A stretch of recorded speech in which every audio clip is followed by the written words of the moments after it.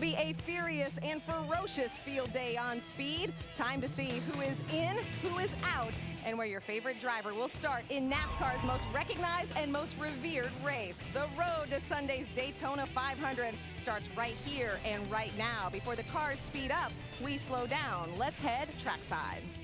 Ladies and gentlemen, please rise and remove your hats as the Atlantic High School Junior ROTC presents our nation's colors. Please remain standing as Pastor Scott Pace of First Baptist Church of Daytona Beach offers our invocation. Heavenly Father, we thank you for the opportunity to enjoy such a fabulous event as the Gatorade Duels. We thank you so much for those who have worked so hard to make it a successful event. God, we thank you for our troops who are serving around the world to defend the liberty and the freedom that we enjoy today. God, we ask now that you would bless and protect the drivers and the crews as they compete and be with the fans as we cheer. And we ask it all in the name of Jesus Christ, your Son and our Savior. Amen. Here to perform our national anthem, please welcome international recording artist and vocalist of the Orlando version of Cirque du Soleil's production of La Nuba, Miss Sissandra Lewis. Oh, say, can you see by the dawn's early light what so proudly we hail at the twilight's last gleaming, whose broad stripes and bright stars through the perilous fight o'er the ramparts we watched were so gallantly streaming, and the Rockies red glare,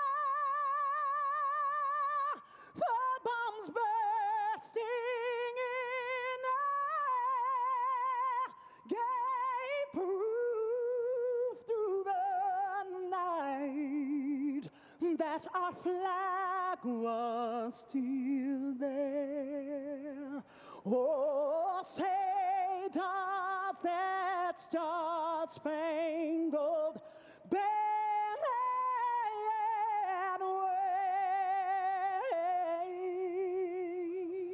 wave o'er the land of the free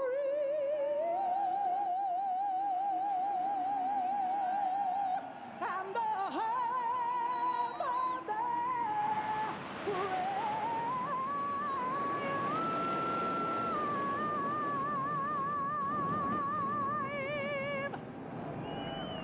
Let's hear it for the F-15. Daytona, it's not just a place or race, it's a way of life. Today, it's the Gatorade Duel. Jimmy Johnson, Jeff Gordon, Tony Stewart, and NASCAR's version of Desperate Drivers. On guard, we are preparing to duel on speed.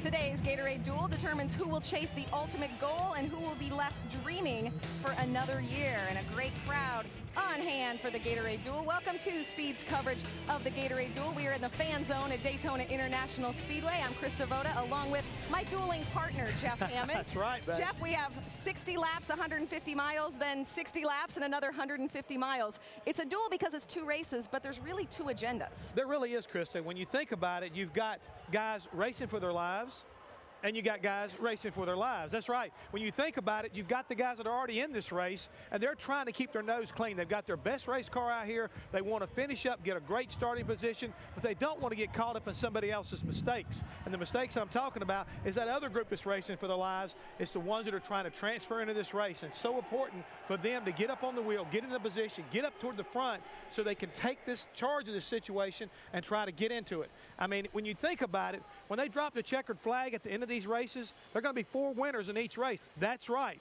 The guy who won the race, the guys who kept their nose clean and were already in the race. And then you're going to have two guys who are feeling like they're on top of the world because they are definitely in the Daytona 500 if they're able to race their way in. Well, the other storyline is we're going to have ultimate winners and ultimate losers as well. Yeah, unfortunately, I had an opportunity to talk to Scott Riggs, one of the guys that's trying to race his way in, and you can already see the anxiety. He understands what's at stake, and he definitely doesn't want to be one of the guys headed north on 95 at the end of the day because he did not make the Daytona 500. I cannot imagine what is racing through their blood right now. We are ready for words that bring racers to attention, and fans like all of you out there on the edge of your seat. Forget about the cha-cha. It is time for Racing with the Stars. It's the ultimate challenge, making the Daytona 500. It all begins with dual race number 1. Let's go trackside for the command.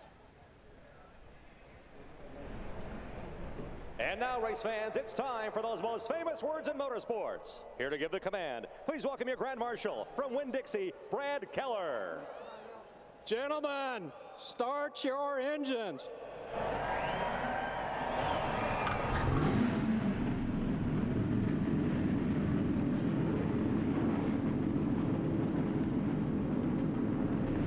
The Super Bowl is over, but NASCAR Super Bowl is about to begin. It's the races that dictate and decide the lineup for Sunday's Daytona 500. You are watching the Gatorade Duel on Speed.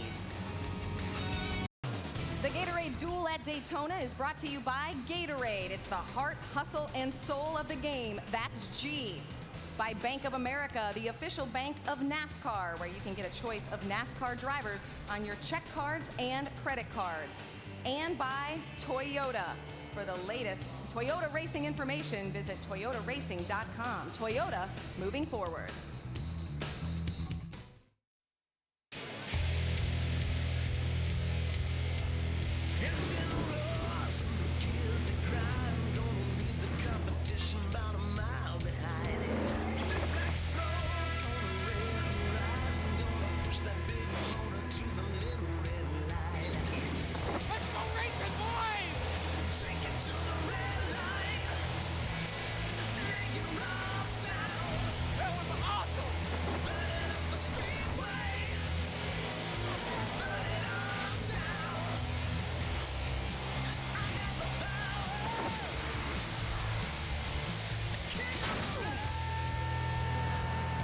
Every driver dreams of winning the Daytona 500, but to win it, you have to be in it. The weather here in Daytona, absolutely beautiful. Now, we did have a few brief showers this morning, so back here in the fan zone with Jeff Hammond, want to know, Jeff, how will weather affect the track and those drivers that we see out there right behind us right now? Well, right now they've washed a little bit of rubber off the racetrack, and the key thing is how quick can it get put back down? It's going to be probably have a little bit more grip than normal, but a lot of guys are anticipating to turn it off to be really slick like it's been during the practice sessions. And the main thing is, as we watch these guys go through this transition, is how much of an influence what they learn here in the first race will affect the guys in the second race. Well, I know 3 other sets of eyes that we'll be watching, those up in the booth, Mike Joy, Larry McReynolds, and Darrell Waltrip. Mike, are you 3 ready to duel? Thanks, Krista. We're ready in what is the most spine-tingling and maybe most important race of Speed Weeks, absent the last lap of the Daytona 500. Because, Larry, for 17 drivers in these 2 races, they can either lock in a $250,000 payday on Sunday, or they can load up and go home with nothing. And Mike, every race team down there, they've been preparing for this biggest race of the year for months. And the last thing you want to do, even though we run a 36 race schedule, is miss the first race of the year. And I think it's a 60-lap race, 150 miles. I think things will be kind of calm in the beginning, but there's still a phrase from my buddy DW. In the end, there's a lot of desperate people, and desperate people will do desperate things. Yes, they will. So, Darrell, we'll watch the race for the bubble closely, but for Martin Truex, for Mark Martin, and the other drivers that were in top 35 in points or fast on speed and are locked in, why are they trying to win this race? Well, I kind of think about the bull and the matador. You know, the bull comes into the ring and he's not mad at all until he sees that red cape. And then he goes crazy. These guys are calm and cool. No, we're just going to put a few laps down, do a little testing until they see the green cape, and then they get their game face on. It's a race at Daytona. You want to win it. And you'll take a chance or two, even though you're locked into this thing, you'll still give it all you got. 2 races, whole lot of faces. Let's show them to you. The drivers who will start Gatorade 150 #1 in today's duel at Daytona. Now Bill Elliott on speed. He's locked into the show along with all the drivers that finished, whose car owners finished in the top 35 in points for 2008. Joe Nemechek there, that 87 car, good starting position. He'll be one of the guys trying to race his way into this 500. Scott Riggs is another, an unsponsored car from Tommy Baldwin. He's trying to make the show. John Andretti, Brad Keselowski trying to time their way in. Kirk Shelmerdine, who had a $200,000 payday here 3 years ago, trying again along with Tony Raines, Mike Skinner, and Carl Long. Those are the drivers who hope to gain a spot in the field. They have to be among the first two to finish this race from the drivers not qualified. Well, let's talk to a driver that is qualified and see what his strategy is today. Hey, Martin Truex, Darrell Waltrip in the Fox Sports booth. You got a copy, buddy?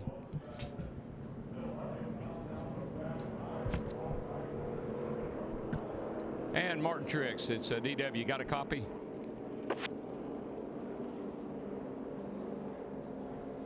I hear him trying to key the mic, but he's not getting through to us, Darrell. Might be bad timing. He's right here in front of his pit box. Go ahead, Martin. It's DW. You got a copy?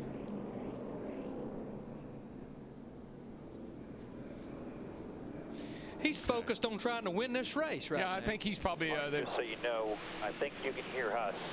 I heard a little blitz going into one when you talked about your helmet. Just take your time. We got time here and work on the way. Yeah, it sounds like he's having a little audio problem, and we may talk to him later in the race. Okay. Getting ready to race at Daytona. Let's go pit side and start with Steve Burns. Well, Mike, after 10 years of driving that number 20 car for Joe Gibbs Racing, Tony Stewart comes here to Daytona trying to win his first Daytona 500, driving the 14 car that he owns. He told me right before getting into the car, his car pulls up well in the draft, but then stalls out. It's all about trying to find more speed for the Daytona 500, Matt. Steve, for the young man who replaced Tony Stewart on this veteran number 20 Joe Gibbs Racing team, Joey Logano, he told me it's a combo platter of goals today, but the biggest is just survive. It's already been a roller coaster speed week. Saturday morning in practice, he slapped the wall. His team spent much of Saturday afternoon repairing that 20 machine. He sought out advice from a lot of different people in the NASCAR garage, but he told me one of the biggest pieces of advice came from a veteran, Donnie Allison. He said, simply, just go out and have fun. That's what got you here. To Dick Bergman. 500 sprint car racers behind him. Joe Nemechek wasn't about ready to give up when he came into 2009 without a car, without a ride. So he went out a month ago and formed his own team, bought a car. That's what he's got here. One car, no backup, a couple of engines, and he desperately needs to qualify for this race to get enough money to go to California to find a sponsor. Joe Nemechek, the veteran, is about to drive the race of his life.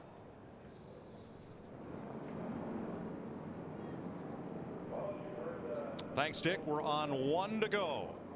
28 cars in this first duel, 60 laps, 150 miles. You see that pit window, 42 to 46 laps. As I mentioned, this is a 60-lap race. We know there will at least be one pit stop for fuel, but I've got a feeling they may want tires more often than that. Pit road speed 55 miles per hour.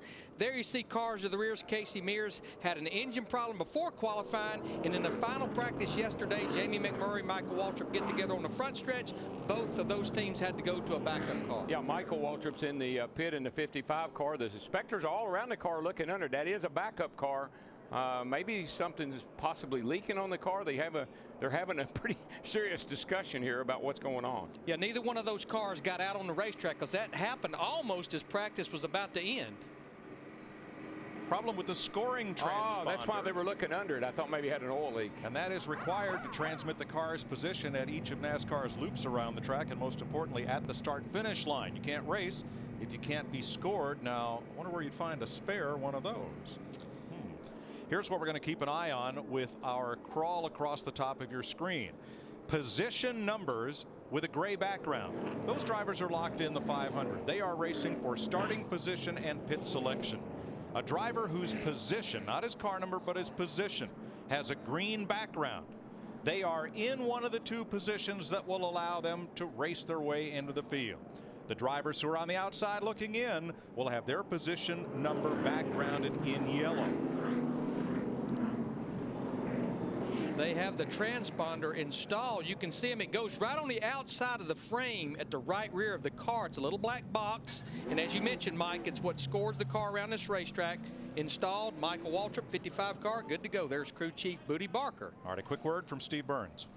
Mike just didn't want DW to feel like he was alone. Martin Truex Jr. just told Kevin Mannion a moment ago that he finally could hear him on the radio. In fact, they had gone so far as to tell Martin to use hand signals, tap on the door if you're loose and that kind of thing, but he does hear them now, but that's just happened in the last few seconds. I was thinking about using hand signals, but I couldn't get the windows rolled down up here to wave at him, so we'll talk to him a little later on here maybe. For the first time since 1970 for a NASCAR race at Daytona, a Ford paces the field. The 2010 Mustang Shelby GT 500 in grabber blue with white stripes is going to lead them down to the green flag for 150 miles.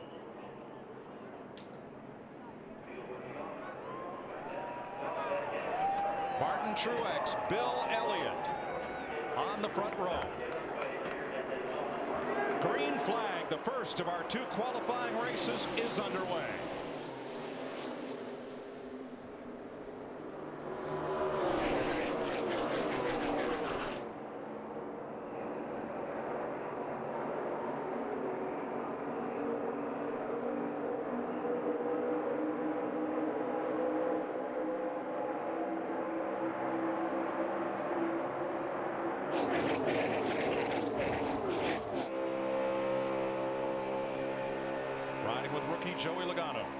You know, one question I have in this race is just how well will Bill Elliott run this race? He led practice 2 sessions, qualified 5th. I'm just anxious to see how Bill's going to run this race today, see if he's going to try to stay up front in the 21 car there, the Motorcraft car. He's had a good piece ever since they unloaded. Now with that carburetor restrictor plate, it takes about a full lap to get up to speed. Martin Truex Jr. in the 1 car will lead lap 1. Nick Herbert on Bill Elliott. Yeah, I talked to him just before the start of the race, Mike, and I asked him the same question on Darrell's mind. And Bill Elliott said if he's got a chance to win it, he's going to go for it. He plans to run hard all afternoon. I guess I'm a sentimentalist, I don't know, but I'm really pulling for Bill and for Mark Martin. 2 guys that are 50 plus. Love to see them both run well, and look at my man, Awesome, from Dawsonville. How about that Wood Brothers number 21 Ford out leading this pack? This team will run a limited schedule in 2009, but Bill Elliott, he wants to lead this Duel 150 race as Truex takes a dive to the inside, but Elliott will lead lap number 2. Now, Larry, is that a flashback or what? Bill Elliott's leading the race at Daytona. Wow. Truex right back in command. And it looks like Martin can put that car high side, low tight. Bottom lane is scattered. High side, low side, and be fast anywhere. Well, that was pretty impressive. I mean, he just pulled down and pulled right past Bill. Fast car. Just to show you how the draft works, we have 28 cars in this field right here. Of the 28, about 24 positions changed on that lap right there. Oh, by the way, at almost 190 miles per hour. And the 2 most important positions are Brad Keselowski. Oh, trouble off turn 2 here, or 4, I'm sorry. Kurt Busch. Car number 2, turn 4. And the caution will wave. Hold your brake. Caution's out. All right, guys, get ready here. Kurt Busch, the runner-up in last year's 500, goes for a slide. Just snapped around on me. I don't believe anybody. I don't think he got hit. There you see Kurt Busch. Right there. This is down in turn 4. We've seen this all week long. You can see right there, Robbie Gordon in the 7 car tucked right up behind him. Don't know if Robbie got into him or not. Kurt said the car just came around with him. But he probably thought that if the 7 car bumped into him. But what I saw there was Kurt Busch getting very close to Paul Menard. Busch may have breathed his car, got a little off the throttle, and gotten hit by Gordon as a consequence.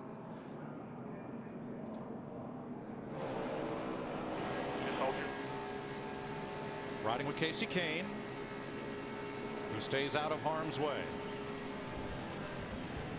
A single car spin. First caution of the day in Daytona.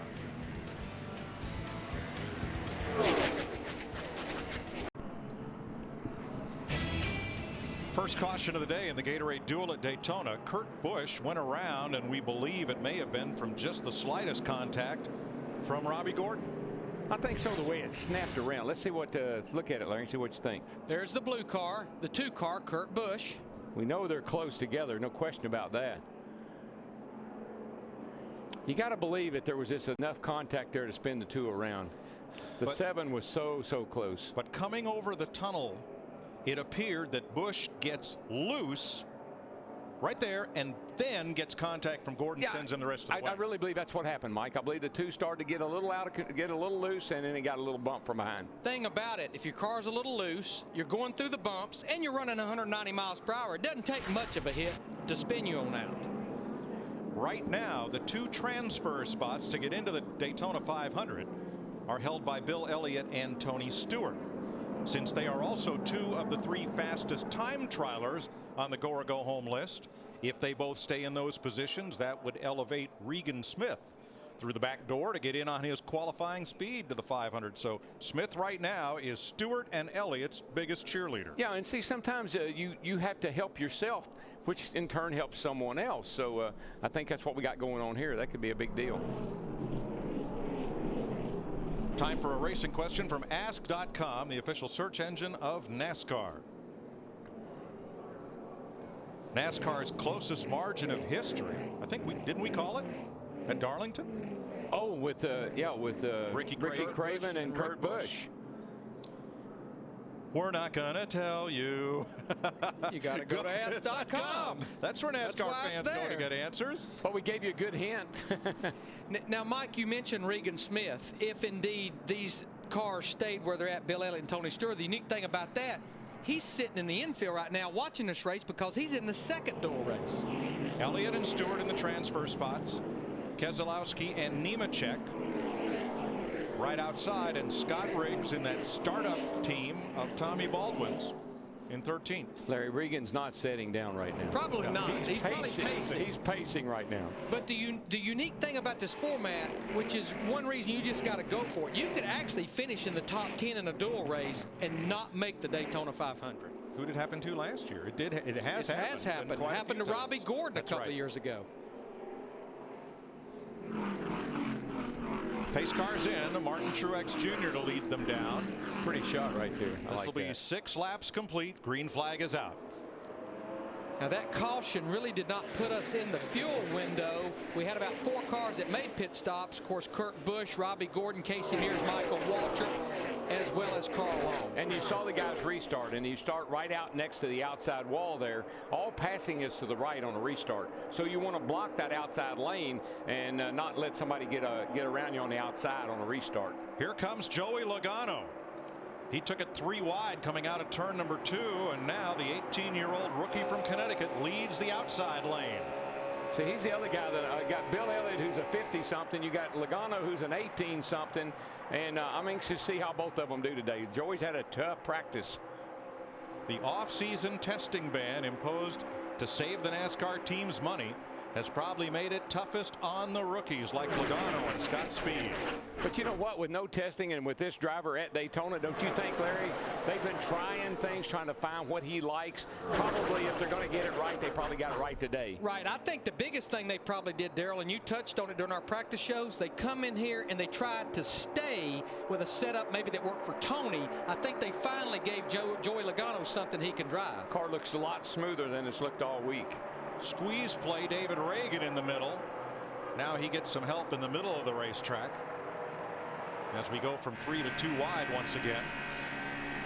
Looking from Casey Kane at Reagan and the rest of the field. And you can hear them play with the throttle. One thing I love about this engine package and the size restrictor plate they got now, you don't have to stay wide open to keep up. You got some throttle response with this engine package, and I really like that. Jimmy Johnson, the 3-time defending Sprint Cup champion, leads that lap, Steve. And Mike, right before we went back green, he said this car is real good. It's a little bit wobbly, but that's just because of some of the wind. So he likes the way that 48 is right now. Believe it or not, he's a little conservative right now. Well, there is some wind. It's a headwind, actually. We've had tailwinds here most of the week, but here's the other thing, too. We had a little rain shower this morning, and that rain shower washed some of the rubber off the track, and they've used the jet dryers to dry it. Sometimes that puts down a little residual of fuel, and it takes a lap or two to get that off, and Martin's talking about getting off. He's telling Jeff Gordon to get off of me. Jeff Gordon in that 24 car got Martin Truex Jr. and won mighty loose that last time getting into turn 3. Bill Elliott in that 21 car continues to push Jimmy Johnson in the 48. That's Paul Menard with them. Menard over the winner. Switched from Chevrolet to Ford, going to Yates Racing in what is now the number 98. And he has Greg Biffle behind him in the 16. Now to kind of update you on some of those cars that started at the rear of the field, Jamie McMurray in a backup car, the first laps he's making in this car, but he did race this car in the Budweiser shootout. He started at the tail end of the field. He has moved up to 12th position in that 26. Yeah, he had a second place finish in the Budweiser shootout, and now I think he's got the car that he's really comfortable with in this race. Eric Almirola in that 8 car stuck in the middle. Another car we've been watching, one of those go or go homers. Scott Riggs in that 36 car. He has made some moves up into the top 10. Started back in 15th. He's in 8th. This is owned by Tommy Baldwin. Tommy Baldwin, the winning crew chief from the 2002 Daytona 500, put this team together in about a month's time to come down here. Well, Riggs is an aggressive driver. We know that, and that's what you got to be in this race today. If you're trying to get in this thing, you got to take no prisoners. Sunday, 2 p.m. coverage begins in the Great American Race, 51st running of the 500. You're with Casey Kane, Matt Kenseth just ahead. Speaking of the 36 and Scott Riggs, Larry, if you're Tommy Baldwin, are you excited? Or are you about ready to hang yourself because your car's running up here in the front? Well, I think Tommy, he knew he had a good fast race car. He was very confused that that car did not run any faster than it did in qualifying. But I think when I look at some of these teams like the 36 car, like Joe Nemechek, as I've documented, they're going to have to make a pit stop. That means right now the biggest thing Tommy Baldwin and some of those crew chiefs need to do, there's Tommy Baldwin right there, is get that pit crew pumped up, but just tell them to go out and have a good pit stop when our car comes to pit road. Truex back to the point. There is Riggs on the outside of Jimmy Johnson, who's locked into the 500. And this is Riggs' best and probably only shot to make the race. His speed would not be fastest to get him into the field. He's going to move past Jimmy Johnson. Jimmy Johnson in the 48s on the bottom of the racetrack with no help. Riggs moves up there into the top 5 now, right in front of David Reagan in that 6 car. So right now, Tony Stewart and Scott Riggs would be the transfer cars. Again, Tony Stewart drove for Joe Gibbs Racing for 10 years, 2 championships. This will be the first weekend that he has started a Cup event not driving for Joe Gibbs, his own race team, Stewart Haas Racing. You know, Larry, it looks to me like as I watch these cars go around the racetrack, the fast way around this racetrack is down low in 3 and 4. Everybody hooks the bottom in 3 and 4. But, man, they are rim riding in 1 and 2. I mean, they are touching the wall. Guys, there he is, Jamie McMurray in that 26 car. This is the car he ran so well in the Budweiser shootout, was leading on the white flag lap, started shotgun on the field. He's trying to get to the top 5. Let's see what the 9 car looks like. He may have made some contact. Watch he and Mike Skinner. Mike Skinner in at 23. Oh, yeah, that's pretty heavy contact right there. Especially for that 9 car on that right front fender. Yeah, and especially where it was. I mean, they're, just getting down into turn 1, and I think he just got the car a little too close, and it sucked him into him. Casey came up and first got into Paul Menard, and that tipped him into Skinner. Excuse me, Sam Hornish, and that tipped him into Skinner. Joey, you don't want to try to go in there, buddy. I'm telling you. There was a lot of give and take right there, especially on Paul Menard in that 98 car, to let Joey Logano in the 20 slide up in front of him. See, to an older guy, that wasn't anything. That wasn't a hole big enough to go through. To him, he's 18 years old. It's perfect. A gap. Tried to shoot the gap. Now, yesterday in practice, in those 2 practice sessions, this is about the time that some cars started showing up with handling problems, about 15 laps into a run, which is where we're at right now. Martin Truex leads the first of 2 Gatorade 150s, and Scott Riggs is the man right now in the best position to race his way into the field. Speed aerial coverage brought to you by DirecTV. Now get over 130 of your favorite channels in high definition. And Larry, as we've seen here so many times, if you run enough green flag laps, it seems like the field gets really strung out. Right now, we've almost broken up into two groups. You've got about 2, 4, 6, 8 cars that have broken away from the rest of the pack. I'm kind of curious to see if with this plate and the aero package, if they can chase them back down if they get in line. Yeah, it almost would take that front group to do a little slicing and dicing and get a little racing side by side, I think, for that group 2 running back down. Truex the leader, Jeff Gordon second, and Tony Stewart holding station in third.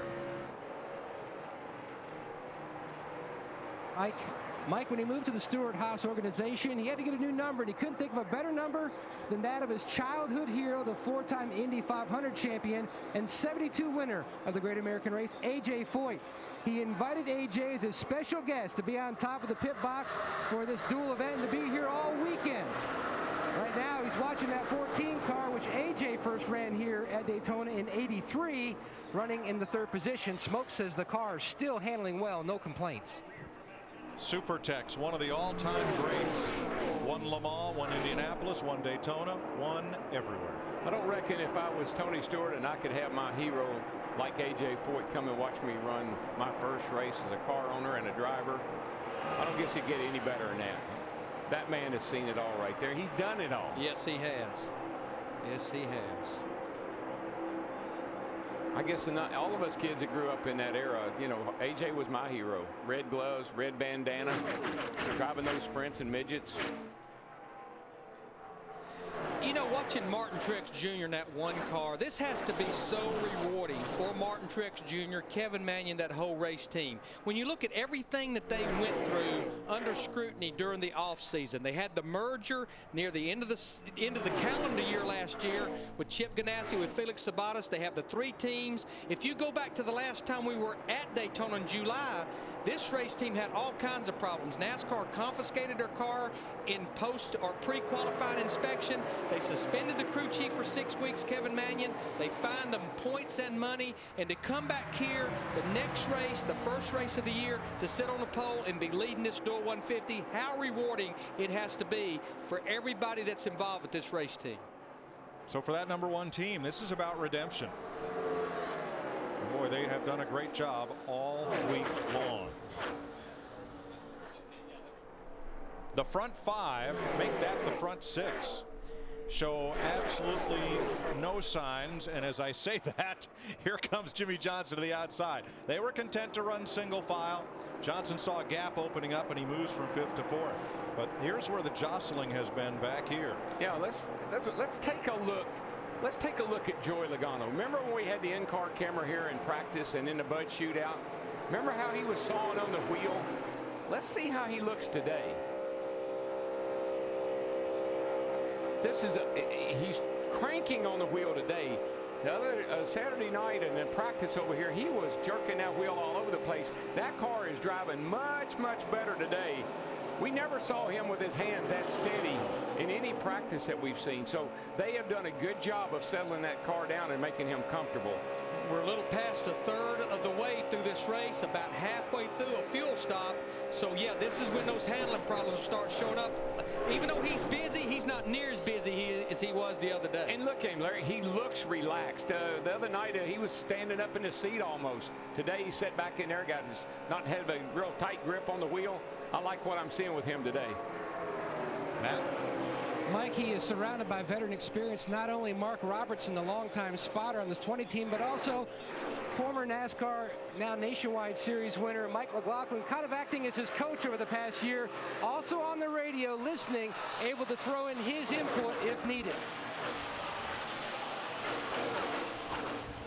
Martin Truex leads the train here at Daytona, and it's 7 cars long. Then a big gap to a gaggle of cars, which is -1 now, as Mike Skinner in the Mahindra Tractors, number 23, drops down to the apron. And he had actually moved up quite a bit through the field, started awfully deep in the field. Watching him in practice, we felt like he maybe was a wild card, a long shot to maybe race his way in, but it looks like it will not happen for Mike Skinner. So Mike Skinner will likely load up and go home. We'll find out what's happened to his car after this. Bill Elliott has had problems under caution. Did he get hit? Watch, the field's under yellow, all caught up behind the pace car, and Elliott's car takes a sharp right turn, bit of smoke there, and pounds the wall. Somebody must have run into the back of him, because I mean the car just took an abrupt left-hand turn. Look at everybody scrambling that was or behind right-hand him. turn, I'm sorry. Well, this is a very opportune time, and there you see it. Every one of our competitors on pit road here at lap 26. Tony Stewart said his car started to get tight right near the end of that run. They're going to fix it with an air pressure change. Jeff Gooch Patterson with the gas can. Scott Radel says they're full to Dick Berggren. Joe Nemechek is pitting, but he hasn't got a full-time pit crew, so he borrowed one from Scott Speed. These are all somebody else's guys over the wall. Steve. Martin Truex Jr. said he was getting loose. He is away. Scott Riggs in the 36 with a makeshift pit crew from Germain Motorsports in the Truck Series. They had a clean pit stop. Jeff Gordon in the 24 is saying, I'm having a hard time keeping this race car on the bottom of the racetrack. Best we can tell, looks like everybody changed 4 tires, which this was a great opportune time. We're almost halfway through this race. We'll have to double check the race off pit road as Bill Elliott, look at the damage to the right front of his Wood Brothers Ford, is pushed back to the pit area. Dick, what happened?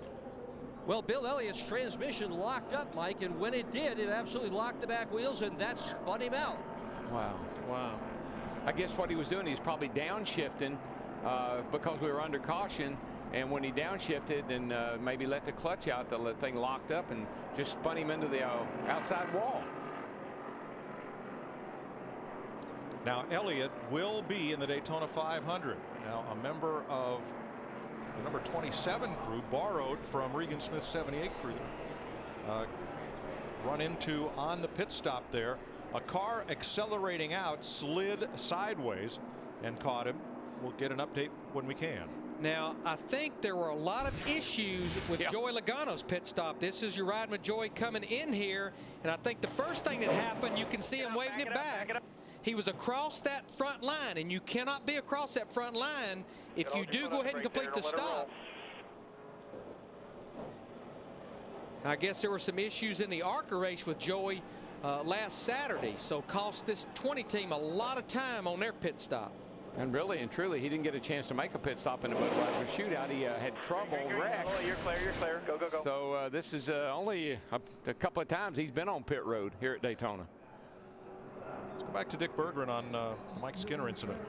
Well, he ran out of fuel pressure, Mike, and if there's no fuel pressure, there's no engine running either. So Skinner now out of his car.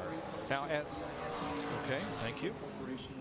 But it should not have been out of fuel. It has to be another issue with that car. Well, I think some of the things we're seeing here with some of these cars is the fact that some of these teams are just kind of all thrown together in a very short period of time. We're under caution in Daytona in the first Gatorade Duel race. The Gatorade Duel at Daytona is brought to you by Old Spice, the official deodorant of NASCAR. By Verizon Wireless, call more people, use 0 minutes, only on America's largest mobile-to-mobile calling family, Verizon Wireless. And by DirecTV, if you call yourself a sports fan, you've got to get DirecTV. You know, conditions are certainly different than we've seen here most of the week with the overcast skies. And the thing that I think it would throw a crew chief if I were Larry or Jeff, the wind. We've had a tailwind all week here. Been pushing those cars down the back straightaway probably 10, 15 mile an hour faster than they are today, because today we have a headwind. So whatever gear selection you had could be the wrong one for today. Right now, Darrell, on the graphic, Tony Stewart and Scott Riggs lost a couple of positions on pit road, but he is still second among the drivers trying to race their way in. You see Terry Labonte backgrounded in yellow. He is the driver who would take the champion's provisional if needed. And Bill Elliott, if his car is not repaired, he will get into the field on his qualifying speed.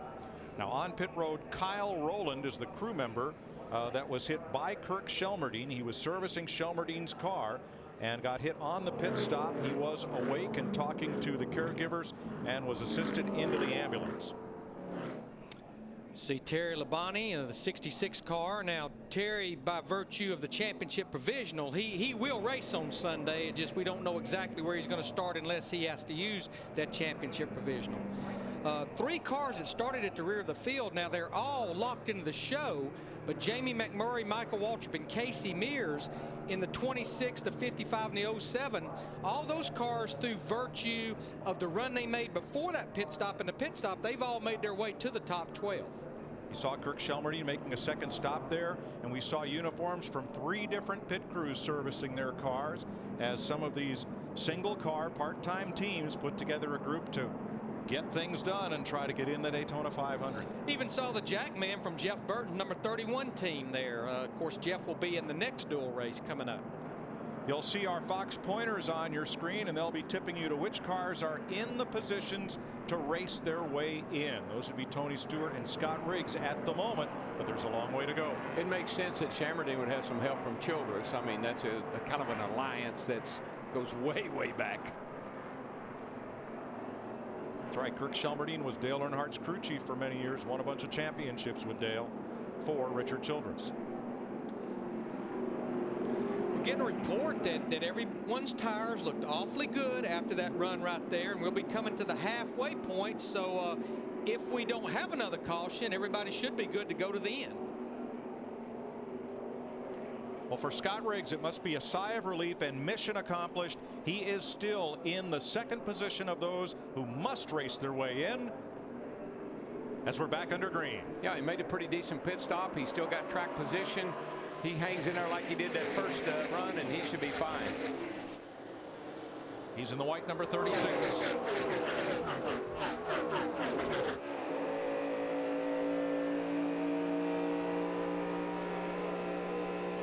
It's Tony Raines, 37, just in front of Logano. The 47, Marcus Ambrose. As they come up to speed out of turn 2. Sam Hornish alongside, 77. David Reagan in that 6 car back in the 4 spot, giving Tony Stewart in the 14 a little bump draft down the back straightaway. Riggs caught on the high side, that 36. Now see, that's something he shouldn't have done. See how everybody's single file? You get this temptation to jump out of line and try to pass people. You might want to just ride right there trying to get into this race. Boy, Paul Menard going below the double yellow line. That is new here at Daytona. Now, they didn't make it a double yellow line to help the drivers. They did it to help the fans understand that below the double yellow line, just like on the highway, is no passing. When we get to California next week, it'll be a single yellow line, and it is not out of bounds as it is at Daytona and Talladega. Jeff Gordon in that 24 car taking a little peek down the back straightaway. Of course, this is a 9-point race here, but Jeff Gordon, 41 races without a win. Last time he won was at Lowe's Motor Speedway back in the fall of 2007. Matches his longest streak. It took him 41 races to win his first race when his career started. Martin Truex continues to lead a mostly single file pack past the start finish line to complete 32 laps. Let's check with Matt Yoakum. And Mike, looking at the team's overhead pit camera video, Kyle Rowland, when he jumped off the wall, you can see he was hit with the right front corner of the race car. Now, team officials told me he injured his shoulder yesterday, and this might have just made that injury, taken it to a whole nother step. Team officials did say he was talking and alert on the stretcher. We'll get more information as we have it from the Infield Care Center. Now, from the uniform, we are guessing that Kyle Rowland was borrowed from Jeremy Mayfield's team. Jeremy's going to try to qualify for the 500 in race number 2 and is going to have to replace Kyle going over the wall if that's the case. And he just timed it wrong. I mean, he's the jack man. He's got to be the first guy over there, and he just got out there a little late, actually. He should have been out there a little sooner. And he didn't really know what to do. Yeah, the rule is you can't go across into the car is 1 pit away. And like Darrell said, he just didn't time it. But one of the greatest things that NASCAR has done over the last few years is mandatory helmets on every pit crew member that goes across the wall. Yeah, as a matter of fact, they'll penalize you a lap if you have a crew member over the wall. Happened in the ARCA race to Joey Logano. It did. Among the race your way in drivers, Tony Stewart is in the best spot. Scott Riggs, then Joe Nemechek, and Brad Keselowski. Let's show you the distance from Riggs. Now back up to 7th place, and Brad Keselowski, who is 16th. And excuse me, Joe Nemechek, who is 17th. And that's the difference. It's a $250,000 difference, or it could be, between making and not making this race. Oh, by the way, it's a 0.5 of a second right now. So not only do you think about what this race pays as far as the purse goes, you're looking at the big picture. And if you're a Tommy Baldwin and you've got everything you own tied up in this race car, in this race, $250 grand to start this thing on Sunday would go a long way on getting you down the road. There's Tommy Baldwin right there. And there's his car, Scott Riggs, currently 7th, in a transfer spot to make the 500. Dick Berggren. Bill Elliott had a fast car and he was driving it beautifully, but that transmission locked up. What would cause that to happen, Bill? If I knew, I'd fix it. I mean, guys, I don't know. I mean, it just part of the, you know, you got parts and pieces and all this stuff's mechanical and anything can happen. I mean, that's one flip side about what you need to do on Sunday. Run as well as you can where you don't have to worry about these 150s because anything can happen. I mean, I was under caution, went to second gear and it locked the transmission up, and that was it. You know, and I don't know what what went wrong, what happened, or whatever, but it's just a part of the business. We'll look forward to seeing you on Sunday with better results. Thank you. Bill Elliott Sunday will start his 27th Daytona 500. You know, we don't want to speculate too much, but Darrell, I can't help but think that's the same transmission that he qualified with on Sunday. And sometimes these guys get awfully aggressive with the fluid level and the lubricants in the transmission. You almost wonder, could it have been damaged on Sunday and it showed up just a few laps ago? I'm sure you're probably right, Larry. They cook that oil a lot of times, and it gets so hot. Now the sun has peaked out. You heard Darrell talk about a while ago. This is about the coolest day we've had. And again, when the sun comes out, it heats the racetrack up, and these cars lose a little bit of grip, especially as they get some laps on their tires. Sun goes out, it comes out, you sweat. Sun goes in, you don't get so hot. And that's how the racetrack feels. Tracks have feelings, you know. Well, right now, the first 8 cars are right down against the double yellow line. Single file. As this unfolds, this race initially was 100 miles. When NASCAR found that the cars could go 100 miles without a pit stop, they extended it to 125 miles. That was fine until Terry Labonte, driving for Junior Johnson, won the race without a pit stop. And now it's 150 miles as Jeff Gordon goes for the lead. Boy, Big Daddy wants this lead in that 24 car. Boy, he just got his nose down under Martin Truex Jr. in the 1 car and sent him sailing up the hill. And actually, if you want to think about it, the 24 and the 14, they're kind of like unofficial teammates. Yeah, because Stewart-Haas Racing, they use Hendrick cars with Hendrick engine, a lot of Hendrick technology. And in fact, Tony Stewart's crew chief is Darian Grubb, that came from Hendrick Motorsport. And does he know how to win Daytona? Yeah, I believe he won it with Jimmy Johnson back in 2006. Yes, he did. Let's go back to the lead change from the DirecTV blimp as now Tony Stewart is up to 2nd. You see how Jeff laid off of Martin just enough to get a little run, and Martin knew, I'm sure his spotter told him he's there or he's looking there. Martin had to give him the line. Yeah, once Jeff Gordon got that right front fender just to the tip of that quarter panel, he was committed then, and Martin Truex Jr. couldn't do a thing about it. Well, now, sure, you want to win this race, but no matter what happens in these next few laps, Martin Truex will start the Daytona 500 from the pole, as long as he brings this car back in one piece. What makes a great driver on a track like this, restrictor plate track, Mike, is being able to anticipate, to be able to lay off of that guy just the right amount so that you're wide open and you get a run on him and you can pass him. And that's really the key to the last lap here. We keep trying to update you on cars that are making moves from the rear of the field. Michael Waltrip in that 55 car making the first laps in this car. You see him right there, the Napa car. He has now made his way to the top 10, making the first laps in this Napa car. We're riding with him right here through 1 and 2. Well, little brother Michael Waltrip, I tell you, I've said this over and over again. When it comes to Daytona and Talladega, I just about put him up against anybody if you give him a halfway decent car. He's won 2 Daytona 500s. He's won here 3 times. One at Talladega. I mean, this is his cup of tea. Among the go-or-go homers, Riggs, that white number 36 on the outside, stays 7th. But Joe Nemechek, last lap, moved up to 15th, edging closer in his number 87. There's Joe, the blue car. with the yellow front valence. Now he's back to 17th, just in front of Logano. And you got to believe what Joe Nemechek is doing right now, Darrell. Obviously, he wants to know how many laps to go, but I think he's trying to follow some fast cars right now. Hang on, Joe.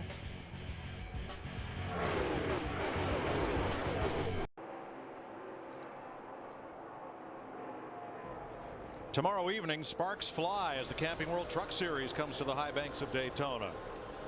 Live at 7:30 Eastern, only on Speed, racing the way it ought to be.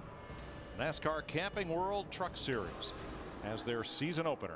That series has had a lot of finishes, just like what those trucks were sitting right there, 3 wide at the finish line. Okay, and you know what's going on right now? We got, what, about less than 20 laps to go here.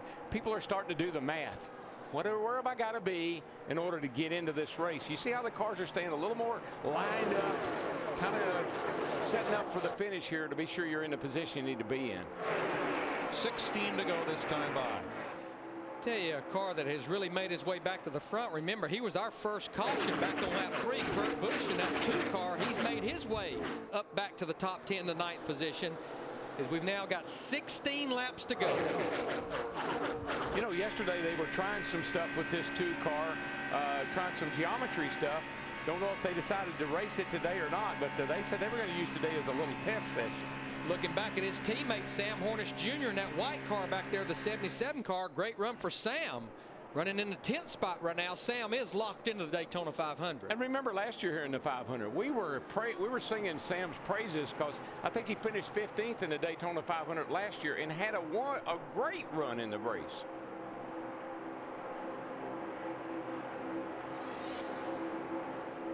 Car looks very stable. He's got a good hold on the wheel. The car's coming up off the corner nice and straight. Looks good. The last time Jeff Gordon was the first to see the checkered flag in a NASCAR race, October 2007 at Lowe's Motor Speedway. Gordon, four-time champion of the series, was shut out of Victory Lane last year. Comes to Daytona, start the 2009 season with a new look, a new paint scheme, and I've seen a lot of bounce in these things. I'm sure I'm not as bad as these guys behind me. That's 10-4, but doing great, man. Flames and black. The paint scheme was recalled by a quarter midget car that he drove at about age 7. Car looks, it's beautiful up close. The paint job they put on that car really looks good. Steve Letarte is crew chief. Steve started off at Hendrick Motorsports. He was only about 16 or 17 years old. Used to mow Ray Evernham's grass. Worked his way to working in the shop. Worked his way up to car chief for the 24, which is like the assistant head coach. And now he's the crew chief for one of the most popular drivers in our sport. And you heard Jeff say, you know, I got a problem, but I don't know what about the other guys. That's the thing about this car I think the drivers have finally figured out. It doesn't matter how your car is. Is it better than everybody else's? There's no perfect race car out there. Darrell, with 13 to go next time by, are you at all surprised that the 10 drivers lined up behind Jeff Gordon, nobody's made a move? Well, we may see that change here with 5 or 6 to go. I think Tony Stewart is thrilled to be right there where he is. Great start for him already down here this week. Martin, he doesn't have anything to really gain, and whoa, that 16 had something to lose right there, I can tell you that. Yeah, Greg Biffle fell all the way back to the 18th spot. You'll see it right here. Looks like Jimmy Johnson is looking out of line down here in turns 1 and 2. He's got to run up on the outside there of Martin Truex. Martin's car might be getting a little tight on him. Looks like he can't get off a 2 like he had earlier. And Jamie McMurray in the 26 car, he's going to jump in behind Jimmy Johnson in the 48 car. Now McMurray has a little experience on getting somebody to go by you on the outside. That happened to him in the Bud shootout the other night. He might be trying to work a little deal with Jimmy Johnson here. Now they could maybe cause some trouble for Jeff Gordon and Tony Stewart in the 24 and the 14. Busch and Hornish coming on the outside, the 2 and 77. The prevailing wisdom of the week, and we all know what that's worth, says that if you lead the white flag lap and everybody makes it all the way around, you probably won't lead the checker. That the old Daytona slingshot is back and that the leader could be a sitting duck on the last lap. Darrell, do you believe smoke? Tony Stewart back there. Truex trouble off 2. There's the pole sitter. If he wrecks that car, he's got to go to the back. We front, guys. Hang on. That car had been falling off the pace. I believe the car had gotten tightened up on him. He just couldn't get off the corner like he had. Now, you better watch out. You tear those tires up and rip the fenders off of that thing. Right front's down, Darrell, I believe. But flat tires. The important thing is Truex did not wreck that car, which would have put him to the back of the field for the Daytona 500 Sunday. It's got David Reagan in the 6 car tucked right up under, but I believe this car just, yeah, it's just, see, it takes a little, you saw him have to run up the hill, had to get out of the throttle, and the 6 car got into him, David Reagan. Look how close that 6 car came to him. From the DirecTV blimp. There you can see the car wobble. He gets down in the bumps, down low, and turns off of turn 2 here. You'll see the 1 car start to wobble. See that? It lost the tail. The 6 looks under him, gets into him. Darrell, did that have a look of a tire going down? It wiggled like it may have, but he's been falling off the pace the last several laps. I think could very well be a tire problem. See, it really walks up the track right there, like it could have a low right front. That's no fault of the 6 car, David Reagan. The 1 car when Truex had to get out of the gas. All right, Larry, 11 laps to go. Well, what will you do? It's a combination. We've got 11 laps to go. We're probably going to have 9 laps to go, but we've got 18 laps on these tires. I honestly believe you're going to see a smorgasbord of strategy here. I think you'll see some guys stay out. You may see some guys change just 2 tires, but I think if you're at the back of the pack, come in and get you 4 tires. That may be the only hope that Joe Nemechek, Brad Keselowski has. Yeah, I kind of feel sorry for Scott Riggs because he probably didn't need this caution as much as anybody. Good point. Riggs would have raced his way into the 500 had the running order remained unchanged. Remember, 2 things won the Budweiser shootout for Kevin Harvick: 4 fresh tires and a good push down the back straightaway. Well, it looked like that the 48 car Jimmy Johnson and the 26 of McMurray were trying to get hooked up to maybe do something with Jeff Gordon and Tony Stewart. See how it plays out here at the end. Very little damage to Daytona 500 pole sitter Martin Truex's car from that spin off turn 2. I think we're going to see a lot of pit stops here. I think all these guys know how important fresh tires are on these race cars. It's not that it makes you faster. You can just maneuver. Looks like Jamie McMurray, the 26 car, Donnie Wingo, they're going to stay out. Matt. And Tony Stewart says really no changes needed to the race car. He loves the way it feels at this juncture. Just 4 sticker tires today. Joe Nemechek, who has to race his way in if he's going to run in the Daytona 500, has elected to pit. He's the one that called it. The driver said he needed 4 tires. This crew is working a great pit stop. Let's go to Steve. Same for Jeff Gordon, Dick. He said, I've got to have 4 tires. You see Scott Riggs in the bottom left. Remember, that's the Truck Series team of Germain Motorsports making the stop as he tries to fight his way in to the Daytona 500. And Riggs slips to 11th. Yeah, that's it couldn't have come at a worse time for him. He needed that thing to finish under green, not have to come back in the pits. Looks like we had about 3 cars that rolled the dice and went with 2 tires only. Eric Almirola in the 8, Menard in the 98, and Hornish in the 77. And we had 4 cars who did not pit. Jamie McMurray's 26, Brad Keselowski in the 09, Terry Labonte in the 66, and Kirk Shelmerdine in the 27 did not pit. Well, it's good news for McMurray that anybody stayed out with him, because at least he has a little cushion between he and the cars with tires. And it looks like Terry Labonte could have a problem. He's very slow there in the back straightaway. Let's go back to the pits and Steve.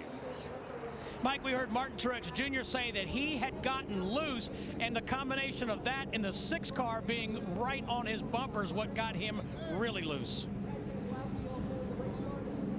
Looks like they damaged the split. Those are the braces that hold the splitter where the car came off of the racetrack.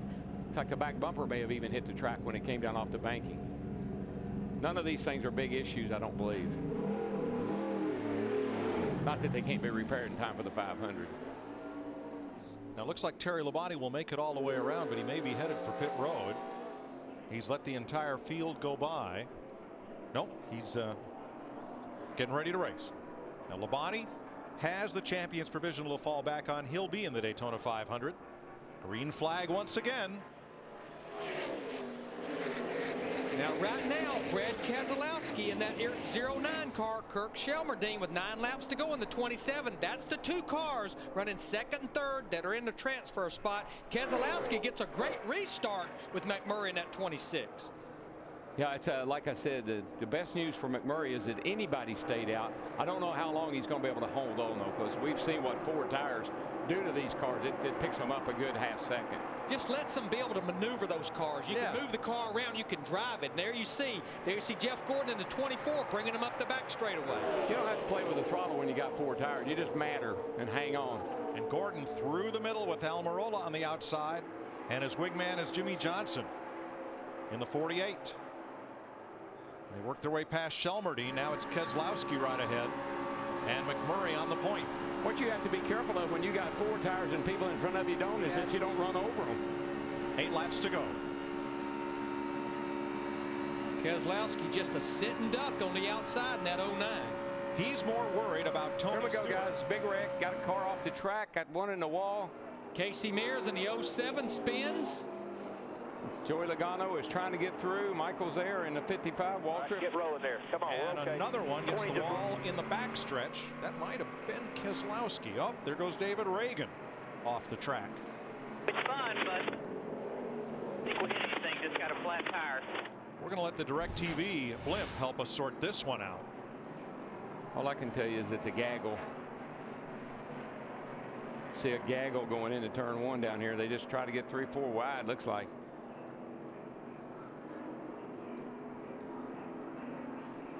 Oh, looks like it all started. The 77 to 17 got together. John Andretti up there in the 34 car. He was a victim. Logano got into the back of the 07 there of Casey Mears. Turned him around. Chain reaction from there.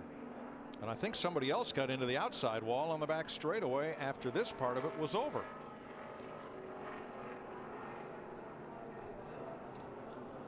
I think the 27 starts up the hill right there. Kind of takes up a lot of racetrack. Chokes everybody down here, and it's just one of those big chain reaction wrecks you see at Daytona, Talladega. Casey Mears has come to the pit. Here's another look. Boy, Sam Hornish, see him down on the apron. He gets through barely. Let's ride with Casey Kane. Two wide, right alongside. Check up, check up, check up, check up. There you're at, there you're at. Boy, what a nice job for a driver who had no place to go. You know, guys, I think let's take a look from Joey Logano, the 20 car. Need to go low. They're going to wreck. Go low, go low, go low, go low. Saw him get in the back of Casey Mears in the 07, just barely touched him, and he'll go to the apron and slide by. Good job. I saw that coming. There's one still wrecking here. What I was going to say, guys, we're coming back around to 6 laps to go. I think that caution was Brad Keselowski's best friend, because now these cars will be back single file. Right now, he is the first car in the transfer spot. Yeah, he has Tony Stewart right behind him. He don't care about Tony Stewart. All he wants to be is one of the top 2 finishers of the Go Homers in this race. Green flag with 5 laps to go. Jamie McMurray the leader, Jeff Gordon, Jimmy Johnson. And in the 2 transfer spots, Brad Keselowski goes to the bottom with Tony Stewart. I just don't think Brad Keselowski needs to worry about Tony Stewart. Brad needs to worry about getting back in line. The car Brad Keselowski better worry about is that white number 36 car, because that would be the battle for the transfer spot with 4.5 laps to go. There comes Riggs up the back straightaway as we got a battle for the lead. The 2 teammates from Hendrick up the back straightaway. Well, we got the grass. 16 car off the track. Greg Biffle. Greg Biffle. And back on. He picked up right where he left off last Saturday night. David Reagan got crashed on that last caution. He got turned around by Kirk Shelmerdine. 4 to go this time. Pretty comforting little situation right here with the 3 team. Well, not Tony Stewart. I can't really call him a teammate, but here comes Tony, and you can see that if he was a teammate, he'd probably stay right where he was. But now Riggs is up to 5th. He's in a transfer spot. Joe Nemechek, the 87, is 4 spots behind him. There he is on the high side in blue, trying to get close enough to make the 500. I got to tell you, that 36 car of Riggs he's putting on a show. That's a guy that's got to get in this race, and he's doing everything right. Whoops. There you see Jeff Gordon in that 24 car getting a little bump from Casey Kane in the 9. How about Joey Logano? I think the biggest thing that has happened to Joey Logano in these 56.5 laps is confidence driving that 20 car. They told him to quit worrying about how fast he is and just start and made the car comfortable for him. All right, the white 36 is in, the blue 87 at the top is out. 3 laps to go. One of them may make the 500, not both. You know what? I just love the way these guys can pass. You know, you're not stuck behind a guy. You can get a run on him, make a pass. Jeff Gordon just drove underneath of Tony Stewart's 14 car to get back in the lead. Is Jeff Gordon in the wrong spot in the lead? Boy, look at Eric Almirola in that 8 car. He's getting kicked all over the place. There goes Stewart to the inside. Almirola's going to go with him in the 8. He'll take the lead. Yes, Stewart answered my question. Now, is Tony Stewart in the wrong spot because we're coming down at 2 to go? Yes, I tell you, it just depends on how hungry you are, I guess. The best right now. 2 laps to go at the line. 2 on the 24. You got to believe that with Joey Logano up there, who do you think he might go with? I'm going to tell you what, I am so impressed with Joey Logano. 18 years old, driving a 20 car. He goes to second place. He has had such a rough week, and look at him right here. Right side of your screen, Nemechek.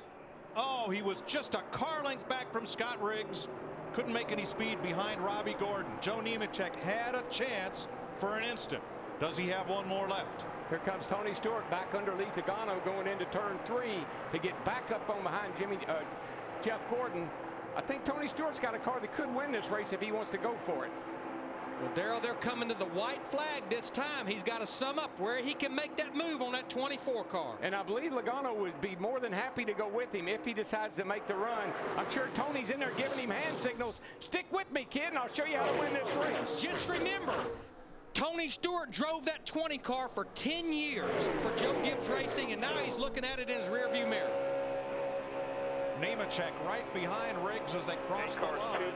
Here we go. Transfer spot. Here we go. They got a little run. I tell you, they got back just enough. I believe they can do it. If Logano can get up there, but he's back just far enough that keeps Tony from getting that good run. No help. No help. No help. Gordon will have to protect the bottom. Logano gets kicked to the outside. 09 coming to you. Almirola coming for third. Jeff Gordon trying to hang on for the lead and the win. Jeff Gordon's got this under control. He'll win this thing. Tony Stewart's going to run second again. And who's going to make the show? Gordon wins it, and Riggs is in for Tommy Baldwin's startup team that came down here unsponsored. Scott Riggs is in the Daytona 500. Yes. I am so happy for Tommy Baldwin. He just put this team together about a month ago. Man. I really appreciate it. Guys, you got a good car here. Appreciate all the effort. Hope I made you proud. I'm proud of Scott Riggs. Got kicked out of his ride, didn't have a job, landed with Tommy Baldwin, and he's in the Daytona 500. So Gordon wins the race. His first checkered flag since October of '07 in NASCAR. Here's the run to the line. It's a little dicey back in here, boys. Yeah, it's Nemechek on the bottom, right underneath Keselowski, trying to make it. Both those cars trying to race their way in.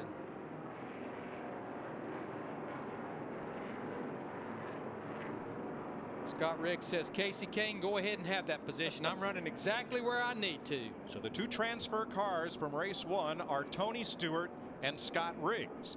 Because Stewart was one of the 3 fastest qualifiers not locked into the show, that means that Regan Smith is now guaranteed a spot in the 500 based on speed. Joe Nemechek will have to wait and see if either Riggs or Travis Kvapil races their way in round 2. That would put Nemechek into the field on speed. We'll double check that. I knew Jeff was going to have a good year. When they added all those flames on the side of that car, I said that car is going to be bad to the bone this year. And you mentioned it, Mike. He's not seen victory lane since Lowe's Motor Speedway, October of 2007. And guess who's going to be over there with him? His little girl. She gets to go to victory lane.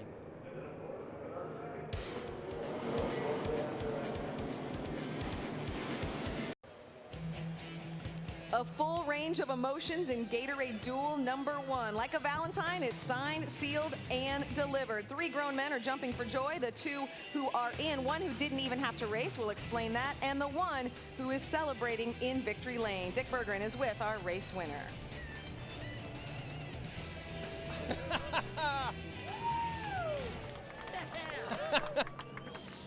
Well, oh.